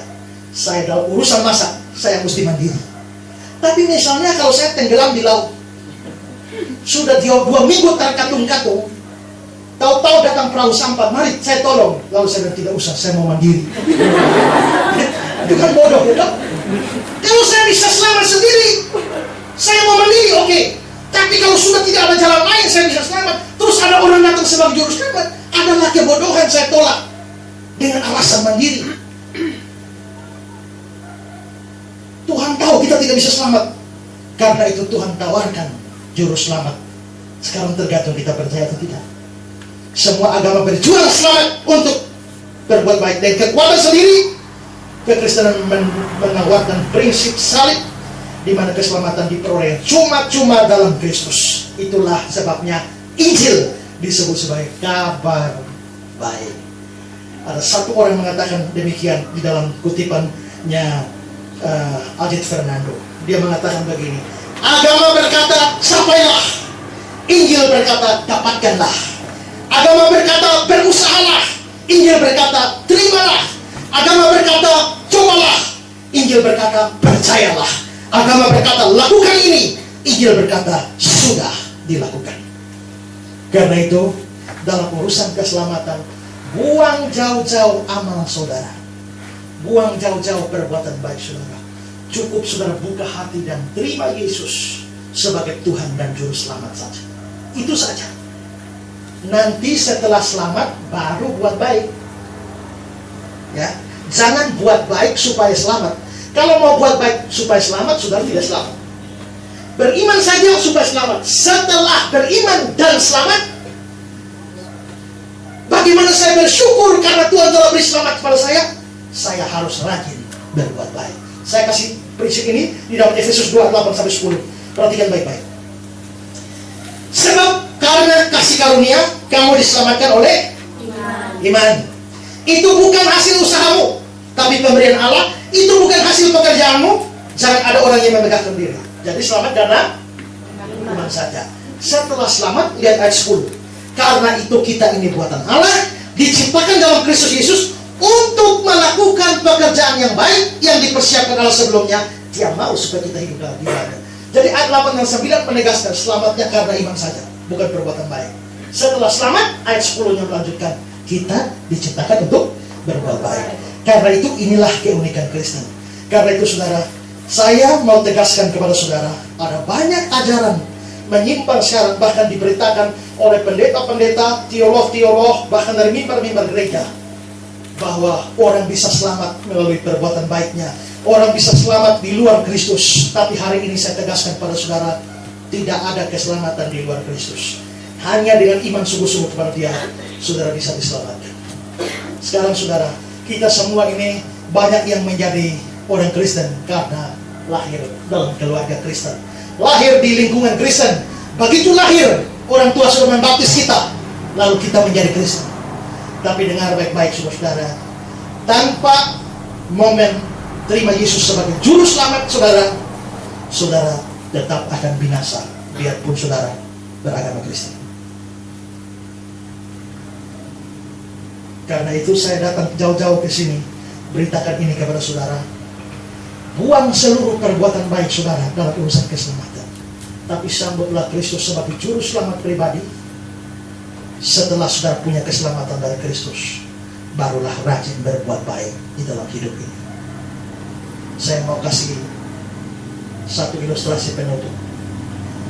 Ada seorang anak kecil datang kepada seorang profesor. Dia bawa kupu-kupu. Kupu-kupunya kupu-kupu hidup. Lalu dia bilang, Pak Profesor, coba tebak. Coba terka. Kupu-kupu di tangan saya ini hidup atau mati? Dia mau jebak profesor ini, karena kupu-kupunya hidup. Kalau profesor bilang kupu-kupunya mati, dia tinggal buka, wah hidup. Tapi kalau profesor bilang kupu-kupunya hidup, dia tinggal remas sedikit lagi, wah. Dia sudah pikir profesor mau jawab apa saja pasti kalah. Prof, coba tebak kupu-kupu ini hidup atau mati. Profesor ini pegang kepalanya, nah. Kalau kau mau hidup, dia hidup. Kalau kau mau dia mati, dia mati. Mati hidup ada di tanganmu. Saya sudah jauh-jauh datang dari Kupang beritakan Injil pada saudara 3 hari ini. Sekarang saya sudah beritakan pada saudara. Karena saya mau tanya, saya hanya mau bilang, mati hidup ada di tanganmu. Kalau terima Yesus sebagai juru selamat, kapanpun mati, sudah pasti selamat. Tapi kalau saudara hanya beragama Kristen, jadi majelis, jadi aktivis gereja, rajin pelayanan tanpa juru selamat, saudara mati kapan? Mati tanggal 15, tanggal 15 langsung masuk neraka. Tapi kalau saudara punya juru selamat, mati tanggal 15, Paulus bilang, apabila kemah tempat kediaman di bumi ini dibongkar, Allah telah menyediakan suatu tempat kediaman yang kekal di surga. Kita tidak tahu mati kapan. Banyak orang minta saya doakan, sudah tua, bau tanah, minta didoakan supaya doa serahkan. Sudah bau tanah juga kita doa-doa juga tidak mati-mati juga. Tapi ada orang tidak bau tanah, bau parfum, baru keluar dari rumah, tangki lipat dia langsung selesai. Kalau begitu mati tidak tahu kapan. Pastikan keamanan kekal saudara sekarang dengan punya Kristus sebagai juru selamat. Mungkin kita mau masuk tanya jawab kalau waktu ada. Tapi sebelum masuk tanya jawab, saya mau menantang saudara malam ini. Saya datang ke sini bukan cari terkenal. Saya datang ke sini bukan cari duit. Bahkan saya keluar duit. Saya datang ke sini beli tiket sendiri. Saya datang ke sini mau bayar hotel sendiri. Untuk apa? Buang-buang duit kah? Terlalu banyak duit kah? Tidak. Saya datang ke sini beritakan Injil. Saya tahu lebih banyak orang beriman pada Yesus dan keselamatan. Mari kita berdoa.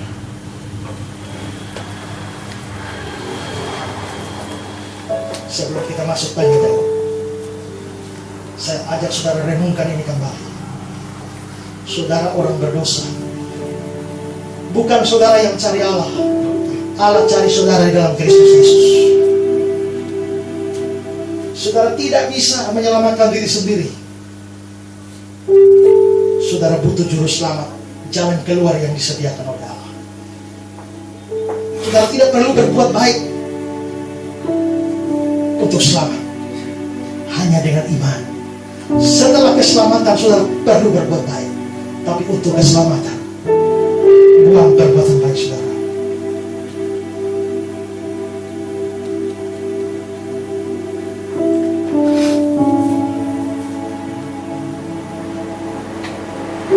Kristus menebus dosa kita di kayu salib, seluruh dosa kita. Maukah saudara datang dan bawa hidup saudara pada saat itu?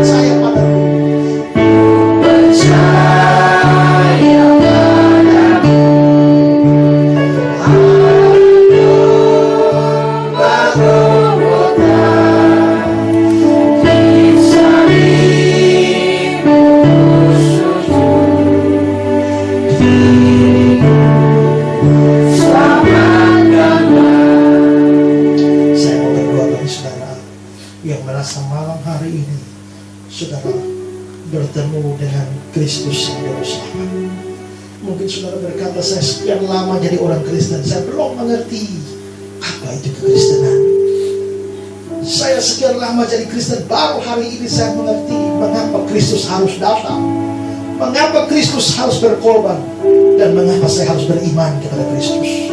Sekian lama mungkin sudah berpikir bahwa dengan ketaatan keberagamaan saudara sudah rajin gereja, saudara pasti selamat. Tapi hari ini saudara dengar bahwa perbuatan baik justru akan membawa saudara ke neraka. Hanya iman kepada Kristus.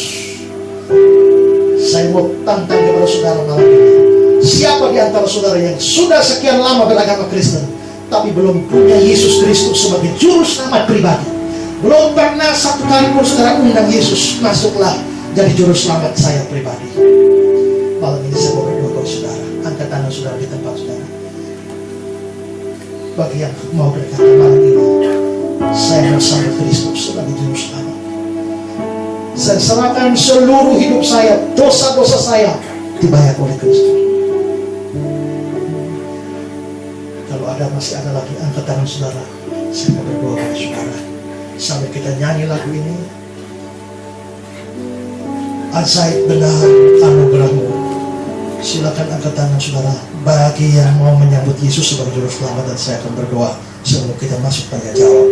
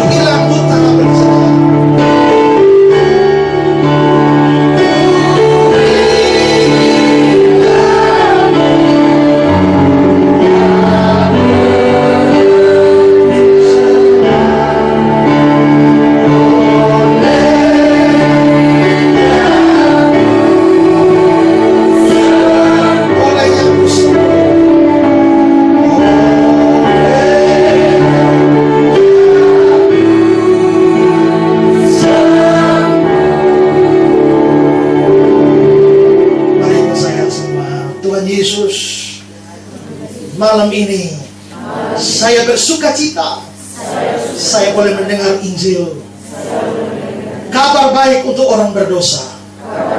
Saya orang berdosa, saya tidak pernah cari Allah. Allah yang mencari saya, Allah yang menemukan saya, menemukan saya di dalam dosa saya.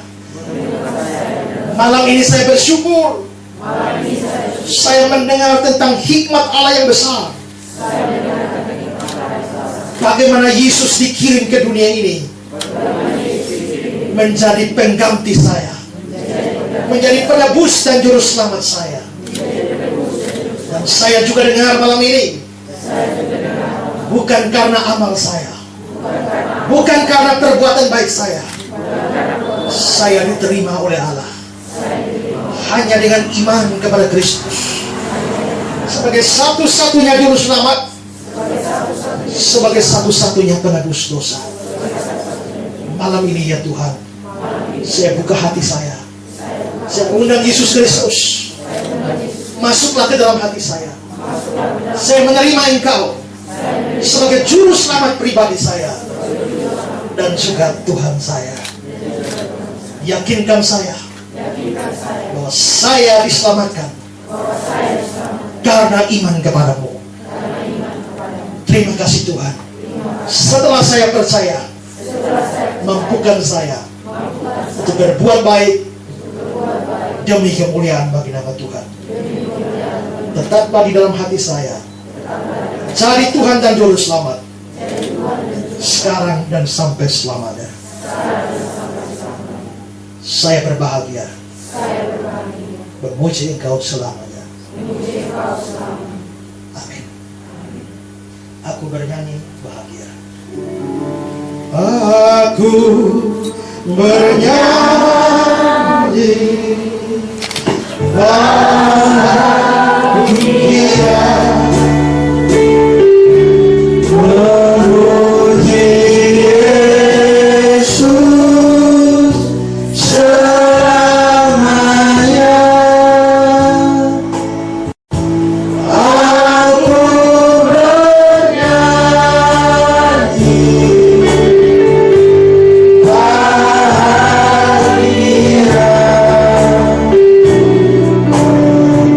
memuji Yesus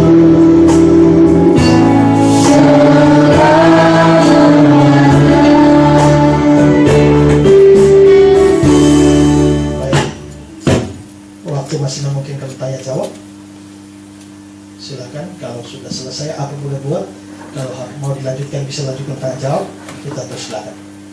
Saudara boleh bertanya dari apa yang saya sampaikan atau bertanya apa saja. Terserah. Ya, masih ada waktu.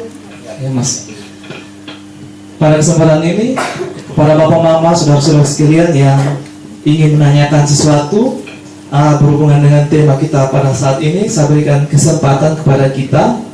Mungkin untuk saat ini 2 orang penanya dulu. Ya, dari sebelah kanan. Ya, sebelah kanan dan sebelah kiri.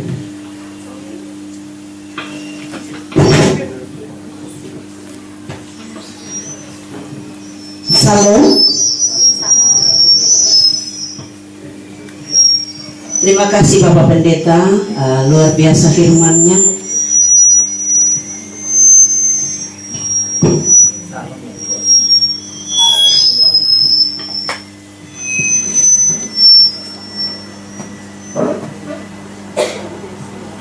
Baik Bapak Pendeta yang kekasih, saya ingin bertanya sedikit. Kebetulan saya majelis jemaat GKS Lekabobak.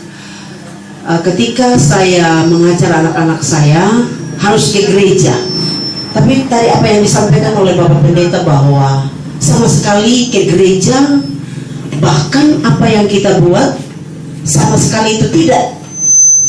Lalu apa hal yang sangat konkret untuk mau disampaikan ketika kami menyampaikan firman Tuhan di tengah-tengah jemaat? Dan terus terang saya Bapak Pendeta, ketika saya lihat orang tidak pergi gereja pada hari Minggu karena saya lupa ayatnya, kuduskan hari Minggu. Dan di manakah kita mendengar tentang Yesus kalau kita tidak hadir ke gereja? Mungkin itu saja Bapak Pendeta. Terima kasih, saya kembalikan. Ya, kalau kita tidak pergi ke gereja bukan untuk keselamatan, terus untuk apa? Bagaimana mengajar orang supaya orang pergi ke gereja? Nah, di sini menurut saya adalah kita bisa ambil prinsip yang umum. Prinsip yang umum misalnya kepada anak-anak. Nah, anak-anak bisa bernapas ini hari ini Tuhan Yesus yang kasih. Tuhan Allah yang kasih sampai bisa hidup.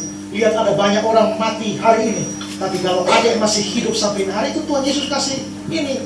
Coba bayangkan kalau masuk rumah sakit kurang oksigen, beli tabung oksigen saja berapa? Tapi Tuhan Allah bukankah kasih ada napas hidup ini gratis? Nah, adik mesti bersyukur pada Tuhan. Ayo ke sekolah minggu, bersyukur sama Tuhan, memuji Tuhan. Dan kita bisa ambil prinsip umum. Tapi kedua, kita bisa ambil prinsip keselamatan. Nah, di sini anak-anak perlu diberitakan Injil. Seperti yang saya bilang tadi, anak-anak diberitahu bahwa kita orang berdosa hanya dengan iman pada Yesus kita akan masuk surga. Maka adik-adik, Tuhan sudah menyelamatkan kita, Tuhan sudah menebus dosa kita, Tuhan tidak membawa kita ke neraka, tapi Tuhan sudah memberikan keselamatan pada kita. Mari kita bersyukur pada Tuhan. Bagaimana cara bersyukur pada Tuhan? Mari dengan cara kita pergi ke gereja. Jadi karena kita selamat dan bersyukur pada Tuhan, maka kita pergi ke gereja. Bukan pergi ke gereja supaya masuk surga. Itu terbalik. Pergi ke gereja sebagai wujud kasih kita kepada Tuhan, ketaatan kita kepada Tuhan, tapi bukan dengan tujuan untuk masuk surga. Ya. Ini LCD mati kan? Ya. Coba Galatia pasal 3 ayat 9.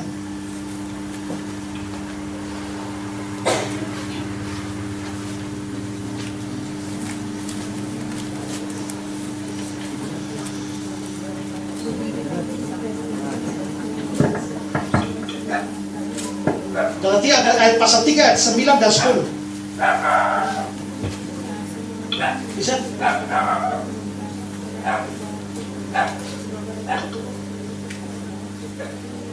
Coba saudara baca. Jadi mereka yang hidup dari iman, merekalah yang diberkati bersama-sama dengan Abraham yang Oke. beriman itu. Hidup dari iman diberkati. Terus ayat 10. Karena semua orang yang hidup dari pekerjaan hukum Taurat berada di bawah kutuk. Ya, sekarang hukum Taurat tadi Mama bilang hormati dan kuduskan hari Sabat. Itu di mana? Keluaran 20. Itu termasuk 10 hukum Taurat. Barang siapa hidup dari hukum Taurat, artinya mau selamat berdasarkan ketaatan hukum Taurat, justru berada di bawah kutuk. Jadi kalau kita ini justru mau taat ke gereja supaya selamat, menurut ayat ini kita di bawah kutuk. Ya, jadi bagaimana caranya? Beriman kepada Kristus terlebih dahulu. Setelah kita selamat, baru kita mewujudkan ketaatan kita kepada Tuhan dengan rajin ke gereja. Ya, jadi jangan dibalik ke gereja supaya masuk surga. Beriman kepada Yesus supaya selamat, baru wujudnya adalah pergi ke gereja. Itu prinsipnya. Ya, oke, baik. Ada lagi? Ya.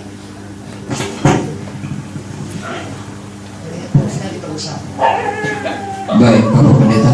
Yes.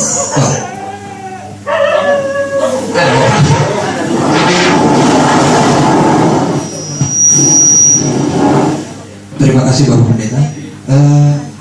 Sangat menarik, kita semua begitu dicerahkan tentang prinsip-prinsip kekristenan yang unik. Yang pertama, Allah yang mencari kita.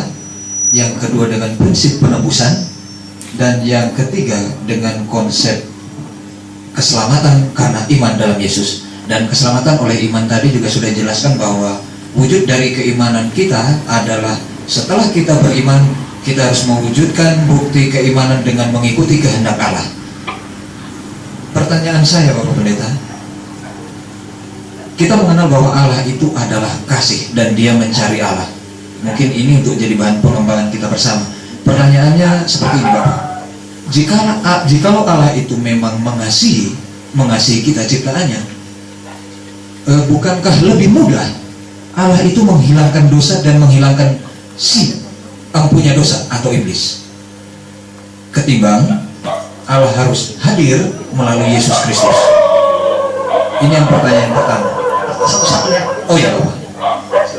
Sebaiknya Allah Jika Allah itu mengasihi kita, bukankah lebih baik Allah menghapuskan saja dosa dan menghukum iblis atau mematikan iblis sehingga kita tidak usah susah-susah lagi? menghapuskan dosa dengan cara apa? Membunuh si yang punya dosa. Kan karena kita dosa karena ada iblis itu. Membunuh iblis ya, tapi dosa sudah terjadi masalahnya. Membunuh iblis ya, pasti. Tapi itu kan akhir zaman. Wahyu 20 ayat 10 baru dibinasakan. Nah, tetapi masalahnya dosa pelanggaran sudah terjadi. Nah, bagaimana menyelesaikan pelanggaran ini? Pelanggaran tidak bisa diselesaikan dengan perbuatan baik atau apapun, dan karena itu maka butuh konsep penebusan. Maka Yesus mesti datang. Soal pembinasaan iblisnya, iblis misalnya Allah yang binasakan iblis sekarang pun tetap dosa kan sudah terjadi, maka dosa perlu diselesaikan. Jadi iblisnya memang masih menunggu sampai kedatangan Yesus kedua kali, Wahyu 20 ayat 10. Ya. Baik, terima kasih Bapak Pendeta. Pertanyaan yang berikutnya, ini terkait dengan iman. Kita berbangga sekali menjadi seorang Kristen karena kita begitu mengenal Yesus, kita mendapat keselamatan karena iman di dalamnya. Ada ayat dalam Matius 7 itu mengatakan bahwa bukan orang yang berseru kepadaku Tuhan, Tuhan, saya baca, bukan setiap orang yang berseru kepadaku Tuhan, Tuhan akan masuk surga, akan masuk ke dalam kerajaan surga, melainkan dia yang melakukan kehendak Bapakku. Nah, pertanyaannya Bapak, bolehkah kita ketika kita menjadi Kristen, kita ini harus eksklusif? Artinya kita tidak harus terlalu peduli dengan orang lain. Ada satu cerita tentang kisah Mahatma Gandhi. Kala itu pemuda Gandhi, dia begitu mengenal Yesus Kristus. Dia tahu tentang karya penyelamatan. Tetapi ketika dia ingin pergi ke gereja, yang kebetulan gerejanya saat itu adalah orang kulit putih, dan Mahatma Gandhi ini hitam dan jelek. Ketika dia mau masuk, dia ditanya oleh orang majelis di depan gereja, bertanya, "Bapak mau ketemu siapa?" "Saya mau ketemu dengan Yesus." "Oh, Yesus tidak ada di sini." Dia pulang. Dia kembali lagi. Karena mereka mendengar puji-pujian tentang Kristus, dia bertanya lagi, "Bapak majelis, saya ingin bertemu dengan Yesus." Tetapi kembali lagi, "Yesus itu tidak ada di sini, Bapak." Nah, dari cerita ini, Bapak, akhirnya Mahatma Gandhi dalam tulisannya berkata demikian, "Saya menyukai Kristusmu, tetapi saya tidak menyukai kekristenanmu. Kekristenanmu tidak seperti Kristusmu." Jadi kira-kira bagaimana kita untuk menjadi orang yang Kristen yang baik setelah kita beriman dengan Yesus? Terima kasih Bapak Ya. Pendeta. Matius 7 ayat yang ke-22, 23. Coba lihat. Ya. Coba. Matius 7 coba ayat 21. "Bukan setiap orang yang berseru kepadaku Tuhan, Tuhan akan masuk ke dalam kerajaan surga, melainkan dia yang melakukan kehendak Bapakku yang di surga." Apakah ini selamat karena berbuat baik? Karena orang melakukan kehendak Bapakku di surga, dia akan masuk surga. Kalau kita tafsir begitu, itu bertentangan dengan konsep ayat-ayat yang lain yang menyatakan selamat karena iman. Sekarang, saya tanya, Pak Sony orang beriman? Ya. Coba kasih tunjuk saya iman itu macam apa? Bulatkah, lonjongkah, segitiga kah? Tidak. Perbuatan baik, iman itu bisa terlihat lewat perbuatan baik. Nah, kalau begitu di ayat ini lihat mereka yang melakukan kehendak Bapakku di surga, berarti perbuatan baiknya kentara ini, yaitu melakukan kehendak Bapakku di surga. Bahwa mereka bisa melakukan kehendak Bapakku di surga, berarti ada perbuatan baik menunjukkan bahwa mereka orang beriman. Jadi sebenarnya mereka selamatnya masuk surganya bukan karena mereka melakukan kehendak Bapa, tapi karena mereka mereka beriman yang diwujudkan melalui melakukan kehendak Bapakku di surga. Nah, memang orang Kristen harus punya iman yang eksklusif. Imannya eksklusif, tapi perilakunya tidak boleh eksklusif. Seolah-olah karena kita selamat sendiri lalu kita tidak peduli dengan orang lain. Lu mau masuk neraka, kalau mau apa saya tidak peduli. Ya, kalau saya eksklusif, saya tidak akan jauh-jauh datang di sini beritakan Injil kepada saudara. Jadi iman kita tidak boleh tolerir. Iman kita harus eksklusif. Tapi perilaku kita, hidup kita dalam kaitan dengan orang-orang tidak percaya, kita harus bersifat inklusif. Maka menerima orang lain. Salah satu wujud dari orang sudah beriman pada Kristus adalah sekarang gini ya. Kalau saya sudah selamat, saya sudah tahu ada jurang di sana. Saya sudah tahu ada jurang di sana. Saya lihat Bapak Ibu semua ada jalan ke jurang. Lalu saya bilang selamat jalan.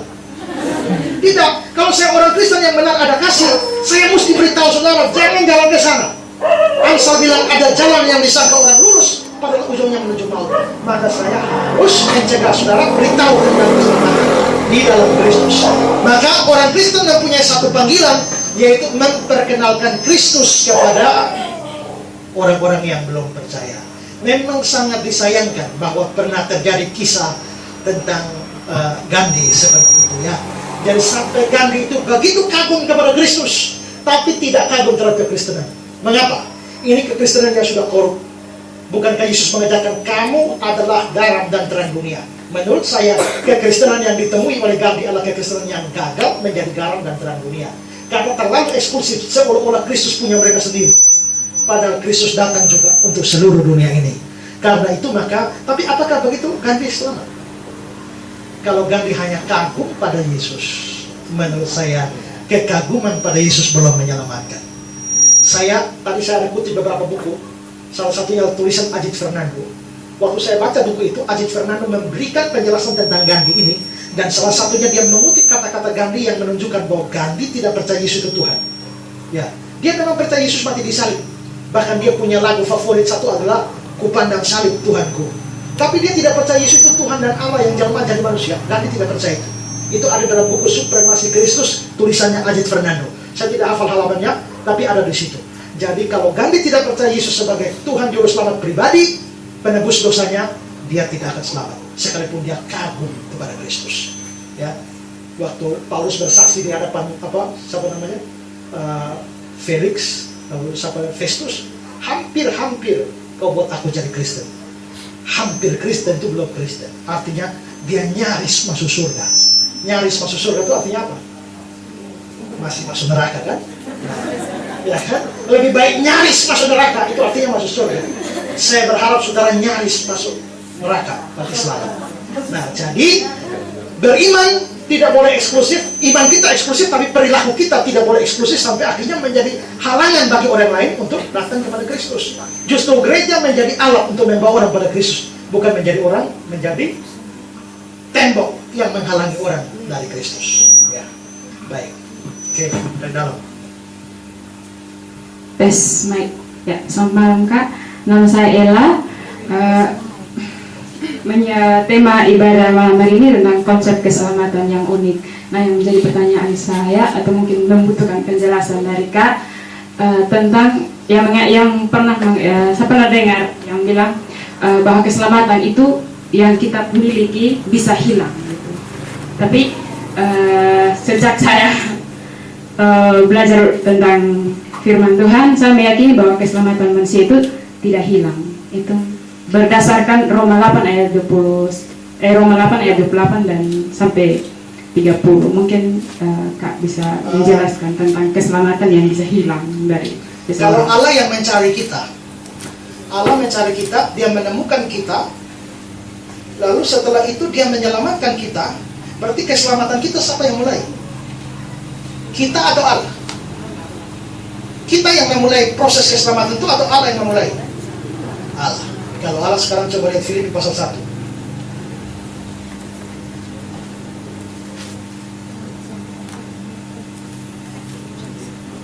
Filipi pasal 1 ayat 6.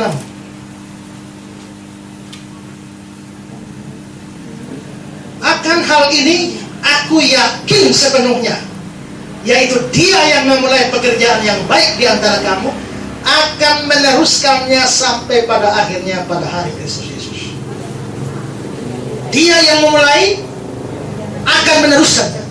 Jadi keselamatan kita ini bukan Allah mulai, setelah itu serahkan ke tangan kita. Kalau dia mulai harus serahkan ke tangan kita, tergantung kita kuat memegang dia atau tidak. Tidak ada orang bisa kuat pegang Tuhan. Maka kita semua akan terlepas dan binasa. Tapi kita bersyukur bahwa Allah yang memulai, Dialah yang akan meneruskan sampai pada akhirnya.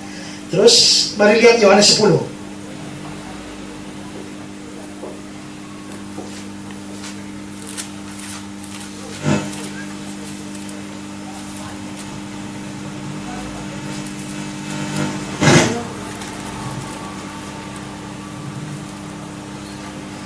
Yohanes 10 ayat 28.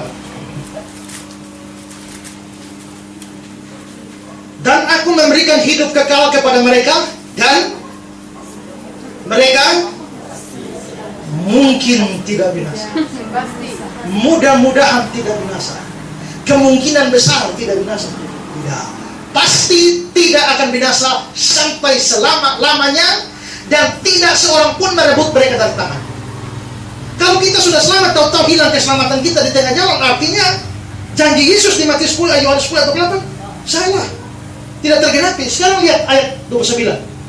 Bapakku yang memberikan mereka kepadaku lebih besar daripada siapapun, dan seorang pun tidak dapat merebut mereka dari tangan Bapa. Ini jadi seolah-olah orang percaya itu di tangan Bapa. Waktu Anda percaya Yesus, Anda selamat, sekarang di tangan Bapa. Bapa pegang. Siapa bisa rebut Anda keluar? Tapi apakah tangan Bapak kurang kuat? Lanjutkan lagi ayatnya. Ayat 30. Ya. Aku dan Bapak adalah satu. Ya. Aku dan Bapak adalah satu. Sekarang aku dan Bapak adalah satu. Yesus dan Bapak satu. Sekarang Anda berada di tangan dua pribadi yang besar, yaitu Allah dan Yesus. Siapa yang bisa merebut Anda? Setan enggak? Atau siapa? Tidak ada yang bisa rebut. Kalau tidak ada yang bisa rebut, maka saya pasti betul-betul aman. Jadi karena itu kenapa saya bilang pasti. Kenapa? Karena begitu Anda percaya Yesus, tidak tahu Anda mati kapan. Tapi karena Anda sudah percaya Yesus, Dia yang memulai, pasti teruskan. Maka Anda mati tahun 2030, 2050 atau 2100 pun Anda pasti akan selamat. Karena Dia yang memulai, Dia akan selesaikan. Jadi keselamatan tidak mungkin hilang.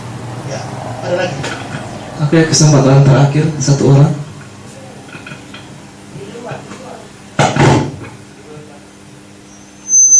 Ya, silakan di luar. Kasih mic dulu.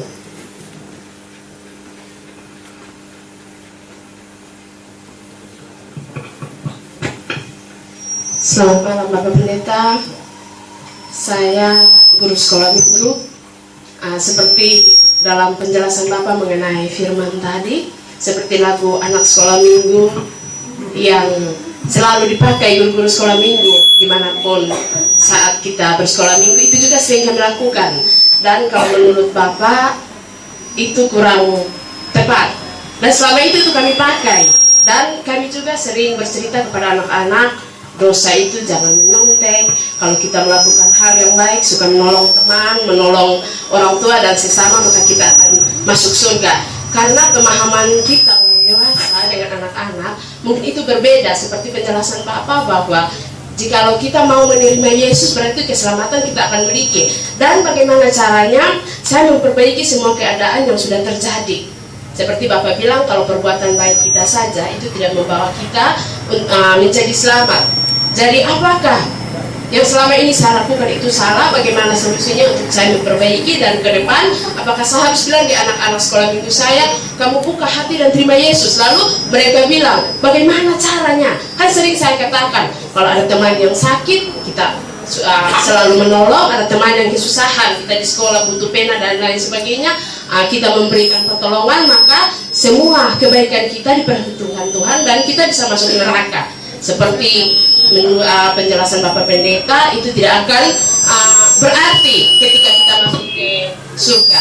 Jadi yang saya ingin Bapak Pendeta sampaikan kepada kami sebagai guru sekolah minggu, kira-kira untuk memperbaiki keadaan ini, hal apa yang harus kami lakukan, dan juga ke depan dalam kami menyampaikan materi-materi kepada anak-anak kami, kira-kira bahan-bahan seperti apa atau nasihat yang seperti apa yang harus kami sampaikan agar anak-anak kami di masa usia ini tidak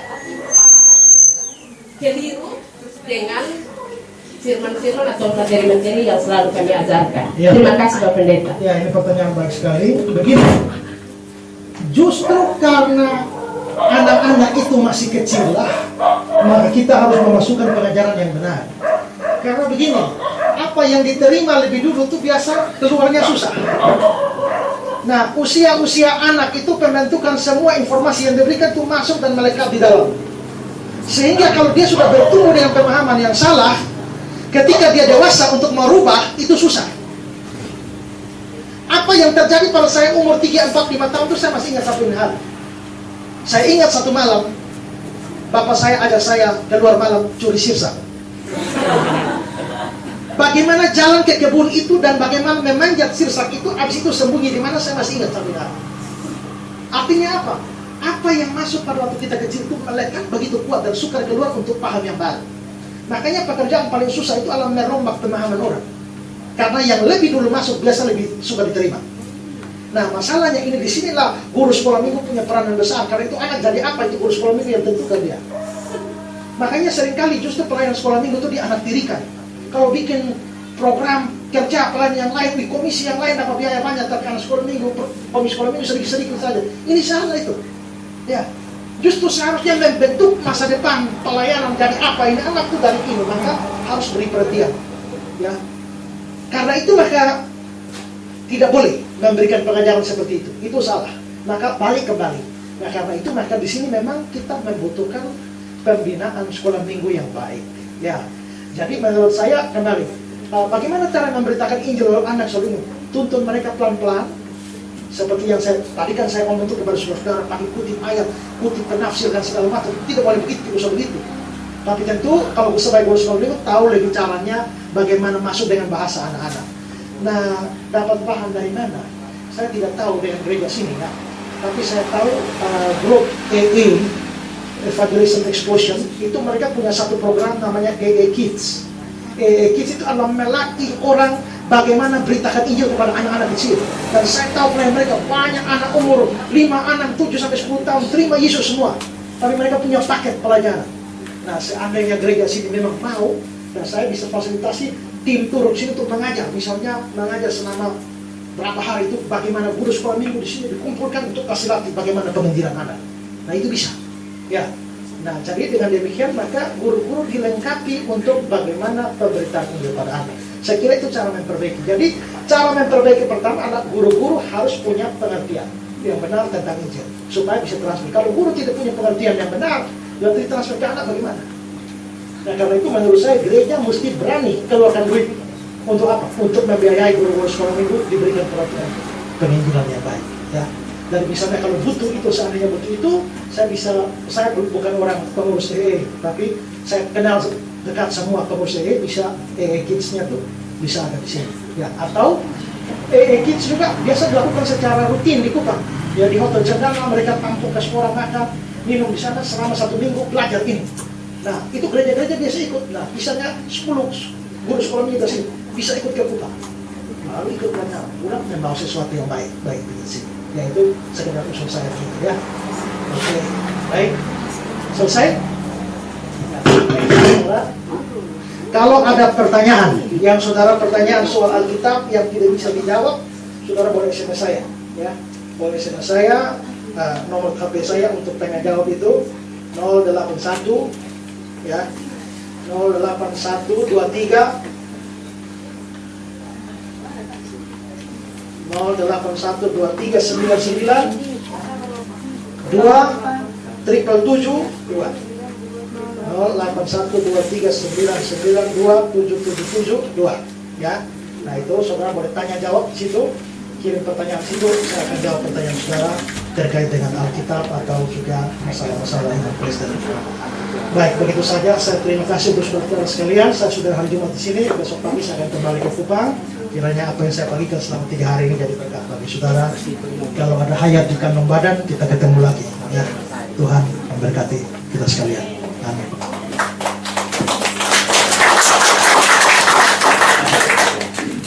Mari kita berdoa.